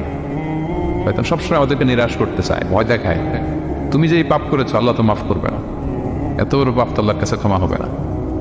সো আমরা যেন আশাবাদী হই, আমরা যেন হতাশার সাগরে ডুবে না যাই, অপটিমিস্টিক যেন হই সম্মানিত ভাইয়েরা। এবং ইউসুফ আলাইহিস সালাম কিন্তু এক্ষেত্রে আমাদের জন্য আদর্শ। তিনি আশাবাদী ছিলেন এবং শেষ পর্যন্ত লড়াই করে গিয়েছেন, নিরাশ হওয়া যায় না। এই পয়েন্টটা ক্লিয়ার সবার কাছে? 5 নম্বর লেসন হচ্ছে, আপনি যদি বড় কোনো কাজ করতে চান, আপনার বড় প্ল্যান লাগবে, যেটাকে আমরা মাস্টার প্ল্যান বলি। বড় কিছু করতে হলে মাস্টার প্ল্যান লাগে এবং আপনার প্রপার ম্যানেজমেন্ট লাগবে। প্ল্যানিং ছাড়া পৃথিবীতে কিছু হয় না। প্ল্যানিং যে কোনো কাজে, যে কোনো ক্যারিয়ার, যে কোনো প্রফেশনে প্ল্যানিং ছাড়া বড় কোনো কিছু হয় না। আপনি প্ল্যানিং করেন, হার্ডওয়ার্কিং করেন, সফলতা আপনাতেই এসে ধরা দেবে। এটা পৃথিবীর সুন্নাত। আপনি কাজ করবেন না, প্রচেষ্টা করবেন না, আল্লাহর উপর ভরসা করে রাখবেন, আল্লাহ আপনারা বাঁচাবে? বলেন, চেষ্টা করতে হবে। তাওয়াক্কুলের মেকানিজমটা এরকম, আপনি আপনার সর্বোচ্চটুকুন চেষ্টা করবেন, সর্বোচ্চ চেষ্টা করে এরপরে কারোর উপর ভরসা করবেন, আল্লাহ তাআলার উপর। আপনারা কি জানেন বিশ্বনবী সাল্লাল্লাহু আলাইহি ওয়াসাল্লাম যেদিন হিজরত করেছিলেন, ওই দিন বিশ্বনবী মানে কতভাবে নিজেকে আড়াল রাখার চেষ্টা করেছিলেন। বিশ্বনবী সাল্লাল্লাহু আলাইহি ওয়াসাল্লাম মাস্ক পরতেন না, কখনো মুখ খোলা থাকতো। ওই দিন মাস্ক করেছিলেন, মানে কাপড় দিয়ে মুখটা ঢেকে। আল্লাহ যখন বললেন আজ রাতে হিজরত হবে, রাসূল সাল্লাল্লাহু আলাইহি ওয়াসাল্লাম দুপুরবেলা বেরোলেন আবু বকরকে জানানোর জন্য। তিনি দুপুরবেলাও কখনো বেরোতেন না। ওয়াক্তাল কাইলুলা, এটা রাসূল সাল্লাল্লাহু আলাইহি ওয়াসাল্লামের বিশ্রামের সময় ছিল। বা'দা যাহিরা, যোহরের পরে বিশ্রাম নিতেন। প্রচন্ড গরম, আরব দেশের লোকেরা বেরোতো না, তখন রাসূল সাল্লাল্লাহু আলাইহি ওয়াসাল্লাম বেরোতেন। ওই দিন তিনি ওই টাইমে বেরোলেন যাতে কেউ না দেখে, নাম্বার 1। নাম্বার 2, উনি সবসময় খোলা মুখে বেরোন। ওই দিন তিনি মুখ দেখে বেরোলেন, যাতে দূর থেকে কেউ দেখলেও একটা গ্ল্যান্সে টের না পায় এটা মুহাম্মদ। নাম্বার 3, আবু বকর রাদিয়াল্লাহু তাআলার কাছে যেয়ে বলেন, আবু বকর, যারা ঘরে আছে একটু বের করো। খুব কনফিডেন্সিয়াল একটা কথা। আবু বকর বললেন, ইয়া রাসূলুল্লাহ, এটা তো আপনার পরিবার, মানে বিয়ে হয়ে গেছে অলরেডি আয়েশা রাদিয়াল্লাহু তাআলার সাথে, এখনো সংসার হয়নি, তো আপনার পরিবার, তারপর আসমা, এরা বলছে আছে, তাহলে ঠিক আছে। আবু বকর বললেন, ইয়া রাসূলুল্লাহ বলেন। আল্লাহ রাসূল বললেন, আল্লাইলা, সংক্ষেপে, মেসেজ কিন্তু সংক্ষেপে দিতে হয়। বললেন আল্লাইলা, আজ রাতে। তখন বললেন যে রাসূল, আমি কি সাথে থাকবো? হ্যাঁ, সাথে থাকবে। তো আগে ইঙ্গিত পেয়ে অনেক আগেই একটা উটকে আবু বকর রাদিয়াল্লাহু তাআলা ঘাস খাওয়াচ্ছিলেন, পানি খাওয়াচ্ছিলেন, নাদুস প্রদোষ করছিলেন। তো ওই রাতেই বের হয়ে গেলেন। এবার আবু বকর রাদিয়াল্লাহু তাআলা কতটুকু প্ল্যান করলেন দেখেন। উনি ওনার ছেলে আব্দুল্লাহকে বললেন, তুমি মক্কার বাজারে, আমরা যে মিসিং, আমরা যে নাই, আজকে রাতে তো আমাদেরকে হত্যা করতে আসবে, কে কি বলতেছে এসে গারে সাউরে তুমি এসে বলে যাবা। এটা হচ্ছে আবু বকর রাদিয়াল্লাহু তাআলার প্ল্যানিং। এই যে প্ল্যানিং যে কত দরকার, বড় কাজের জন্য যে প্ল্যানিং লাগে। রাসূল সাল্লাল্লাহু আলাইহি ওয়াসাল্লাম প্ল্যান করছে কিভাবে? দুপুরে বেরোইছেন, মুখ ঢেকে বেরোইছেন, সবার সামনে বলতে চাচ্ছেন না, শর্ট ওয়ার্ড দিয়ে বলে ফেলতেছেন। আবু বকর রাদিয়াল্লাহু তাআলার প্ল্যানিং হচ্ছে 2 মাস ঘাস খাওয়ালেন উটকে, উট প্রস্তুত, অর্থ প্রস্তুত, এবং মদিনা, মক্কা থেকে মদিনায় সাওয়াহিলি রোড দিয়ে, অর্থাৎ সাগরের পাশ ঘেঁষে ক্যারাভেন যে রাস্তা ছিল ওই রাস্তায় না, লোকচক্ষুর অন্তরালে আরেক রাস্তায় আমাদেরকে পৌঁছায় দিতে পারবে এরকম একজন গাইড তিনি ভাড়া করে রাখলেন। ছোট্ট ছেলে আব্দুল্লাহকে বললেন, আব্দুল্লাহ, আমরা যখন গারে সাউরে 3 দিন থাকবো, তুমি সকালবেলা মদিনার মক্কার বাজারে ঘুরবা, কে কি বলে আমাদের ব্যাপারে আবু বকর মোহাম্মদ নিয়ে কে কি বলে এসে আমাদেরকে শোনাবো। তো ছোট্ট ছেলে আব্দুল্লাহ যখন এই তথ্য দিয়ে যাবে, আব্দুল্লাহ ফুটপ্রিন্ট থাকবে না, বের হয়ে মরুভূমি দিয়ে হেঁটে গারেসাও আবার হেঁটে, তো ফুটপ্রিন্ট কেউ ফলো করলে তো সোজা আল্লাহ রাসূল আবু বকরের কাছে পৌঁছে যাবে। উনি প্ল্যান বিও করে রাখলেন যে আব্দুল্লাহ যখন আমাদেরকে ইনফরমেশন পৌঁছে চলে আসবে, তিনি আরেকজনকে ঠিক করে রাখলেন যে তুমি আমার ছাগলগুলো ওই রাস্তায় একটু চড়াবা, তখন ছাগলের ফুটপ্রিন্ট থাকবে, ছোট্ট আব্দুল্লাহর পায়ের যে ছাপ ফুটপ্রিন্ট ওইটা আর থাকবে না। সুবহানাল্লাহ বিহামদি, কি প্ল্যান! ঠিকই আব্দুল্লাহ যেত, ফুটপ্রিন্ট করতো, এরপর তার রাখাল এসে ছাগল চড়াতো ওখানে, ফলে এখন শুধু ছাগল হাঁটার দাগ, ছোট্ট বাচ্চার আর দাগ নেই। এভাবে ওনারা হিজরত করেছেন, এরপরে তাওয়াক্কুল করেছেন আল্লাহর উপর। আর আমরা বলি যা করে আল্লাহ, আল্লাহর উপর তাওয়াক্কুল করলাম, এরকম বলি না, যা হবে হবে, এটা তাওয়াক্কুল হয়েছে? আমরা টিপিক্যাল বাঙালি মুসলমানরা কি বলতাম? আমি আল্লাহর নবী, আমি কাফিরদের নাকের ডগার উপর দিয়ে যাব, দেখি কে ঠেকায়, কার শক্তি বেশি, কুরাইশদের শক্তি বেশি না আল্লাহর শক্তি বেশি, এরকম বলতাম না? যে আমি রাতের বেলায় কেন যাবো, আমি দিনের বেলায় আবু জাহেলের নাকের ডগার উপর দিয়ে হেঁটে যাবো, দেখি কার শক্তি বেশি, আমার আল্লাহ বড় নাকি আবু জাহেল বড়। এরকম সস্তা কিছু আবেগী কথা আমরা বলতাম। কিন্তু বিষ্ণু ঈসা ইসলাম কিরকম প্ল্যানিং করেছেন দেখ, ওনার রোলটা উনি প্লে করেছেন এবং সবশেষে ভরসা করেছেন কার উপর? আল্লাহ তাআলা। তাহলে প্ল্যানিং, বড় কাজ করতে হলে আপনাকে প্ল্যানিং লাগবে। উনি কি প্ল্যান করলেন শোনেন। উনি যখন জেলখানায় ছিলেন, রাজা একটা স্বপ্ন দেখলেন যে 7টা গাভী হৃষ্টপুষ্ট, তাদেরকে গিলে খেয়ে ফেলতেছে 7টা জীর্ণ শীর্ণ গাভী, আর 7টা সবুজ গমের শীষ, 7টা শুকনো গমের শীষ। এই অদ্ভুত স্বপ্ন দেখে উনি হয়রান, ঘুম ভেঙে গেল, ডাকলো সবাইকে, কেউ স্বপ্নের ব্যাখ্যা বলতে পারে না, সবাই বলতেছে আদগাস আহলাম, এটা অলিক স্বপ্ন, এর ব্যাখ্যা আমরা জানি না। তখন একজন বলল, রাজার যে সাকিল মালিক, সে বলল একজন আছে জেলখানায় আমার সাথে পরিচয় হয়েছিল, তার নাম ইউসুফ, ও পারবে। ইউসুফ আলাইহিস সালামকে বলা হলো, ইউসুফ আলাইহিস সালাম ব্যাখ্যা দিলেন, 15 বছরের মাস্টার প্ল্যান জানাই দিলেন রাজাকে। কয় বছরের? উনি বললেন যে প্রথম 7 বছর কি করবা? ফালা তাজরাউনা সাবআ সিনিনা দাআবা। প্রথম 7 বছর উনি বললেন যে একটা দুর্ভিক্ষ আসছে, ভয়ঙ্কর দুর্ভিক্ষ, ড্রট। এই দুর্ভিক্ষের কারণে গোটা বিশ্বে খাদ্য সংকট দেখা দিবে। নেক্সট 7 ইয়ার্স মিশরের সব জায়গায় কাল্টিভেটেড ল্যান্ড যেগুলো আছে চাষ করতে হবে ইচ্ছে মতো। এই 7 বছর চাষ করতে হবে, খেতে হবে কম, জমায় রাখতে হবে বেশি। এরপরের 7 বছরে কোনো বৃষ্টি হবে না, মারাত্মক দুর্ভিক্ষ, মাটি ফেটে চৌচির, পানি নাই কোথাও। ওই জমিয়ে রাখা প্রথম 7 বছরের খাবার দিয়ে পরের 7 বছর আপনাদেরকে ট্যাকেল দিতে হবে। এরপরে 7-7-14 শেষে 15তম বছরে প্রচন্ড বৃষ্টি হবে, সুজলা সুফলা, শস্য শ্যামলা হয়ে যাবে মিশরের অলি গলি সবকিছু। তাহলে প্ল্যান করলেন, মাস্টার প্ল্যান করলেন কয় বছরের? 15 বছর। রাজা শুনে তো অবাক, বলতেছে সর্বনাশ, এই লোক কোথায় ছিল? নিয়ে আসতে চাইলেন, উনি বললেন আমি বেরোবো না, আমাকে মিথ্যা অপবাদ দিয়ে কারাবরণ দেওয়া হয়েছিল, আগে এটা সেটেল করানো। এটা সেটেল করা হলো, গোটা মিশরবাসী জানলো বিনা অপরাধে কারাবরণ, এরপর উনি বেরোয় আসলেন। সাথে সাথে রাজা বলল, আপনাকে আমি আমার একেবারে কাছের লোক, ব্যক্তিগত সহকারী বানাবো। উনি বললেন না, এমনি হাফিজুন আমিন, আমি হচ্ছি হাফিজ, যে কোনো জিনিস ভালো প্রিজার্ভ করতে পারি। এই যে আলনি আলা খাজাইনিল আরদ, আপনি আমাকে ফিনান্স মিনিস্টার বানান। তার মানে অনেক সময় নিজের ঢোল নিজের পেটাতে হয়। যখন দেখবেন যে না, আশেপাশে যেগুলো আছে এগুলো সব হচ্ছে বোকা শোকা, এরা দায়িত্ব নিলে শেষ করে ফেলবে, ওই ক্ষেত্রে নিজের ঢোল নিজে পেটানো জায়েজ। তো ইউসুফ আলাইহিস সালাম দেখলেন যে আমি যদি এটার রেসপন্সিবিলিটি নেই, তাহলে এই মাস্টার প্ল্যান আমি বাস্তবায়ন করতে পারবো। উনি বললেন আমাকে ফিনান্স মিনিস্টার অফ ইজিপ্ট বানান, অর্থ মন্ত্রণালয়ের দায়িত্ব দেওয়া হলো ওনাকে। এবং রাজাও দেরি করলেন, মুহূর্তের মধ্যে ফিনান্স মিনিস্টার দায়িত্ব দিয়ে দিলেন। এটাকে বলে ম্যারিটোক্রেসি। ইংরেজিতে কি বলে? ম্যারিটোক্রেসি, মানে পদ দেওয়া হবে ম্যারিটের ভিত্তিতে। সিঙ্গাপুরের 3টা বা 4টা ন্যাশনাল পলিসির মধ্যে একটা হচ্ছে ম্যারিটোক্রেসি। তারা এত আগায় যায় কেন? ছোট্ট সিঙ্গাপুর আগায় যাচ্ছে এত। তারা ওই জহুর বারু থেকে পানি নিয়ে ওইটারে প্রসেসিং করে ড্রিঙ্কিং ওয়াটার বানায়, আবার জহুর বারুর কাছে ড্রিঙ্কিং ওয়াটারের বোতল বিক্রি করে। পানি নিয়েছিল থেকে জহুর বারু থেকে, জহুর বারু থেকে নিয়ে রিফাইন করে মিনারেল ওয়াটার এবং ড্রিঙ্কিং ওয়াটার 2 ধরনের বোতলজাত করে ওদের কাছে 3 ডবল দাম বিক্রি করে। This is called merit. আর সিঙ্গাপুরের রাষ্ট্রীয় পলিসির মধ্যে একটা হচ্ছে ম্যারিটোক্রেসি, মানে ম্যারিটের ভিত্তিতে পদ পাবে। এখানে চাচা মামা খালু ফোন কলে কাজ হবে না, এখানে দলীয় কোনো কিছুর কাজ হবে না। এজন্য এরা হু করে আগাচ্ছে শুধু সামনের দিকে। এই ম্যারিটোক্রেসির ফর্মুলা ফলো করেছিলেন দ্য কিং অফ ইজিপ্ট। তিনি দেখলেন যে এক কারাগারে ছিল, কয়েদি ছিল, that's not a big deal. সে যে মাস্টার প্ল্যান দিচ্ছে, আমার ইজিপ্টকে বাঁচাতে হলে একে লাগবে আমার। মুহূর্তের মধ্যে ফিনান্স মিনিস্টার অবাক করা কাহিনী। 12 বছর জেল খাটালো, বেরোয় finance minister. This is call meritocracy. তারপর আল্লাহ নবী ইউসুফ আলাইহিস সালাম এভাবে বাস্তবায়ন করলেন। তো এই জন্য আমাদেরকে বড় প্ল্যানিং করতে হবে এবং রিসোর্স ম্যানেজমেন্ট জানতে হবে। আমার অনেক কিছু আছে, কিন্তু আমি এটাকে ম্যানেজ করতে জানি না, আপনি সফল হতে পারবেন না।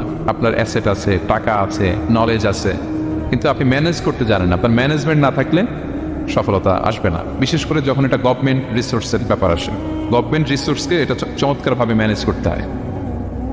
আপনারা কি জানেন পৃথিবীতে ডেইরি প্রোডাক্টের জন্য কোন দেশ সবচেয়ে বিখ্যাত?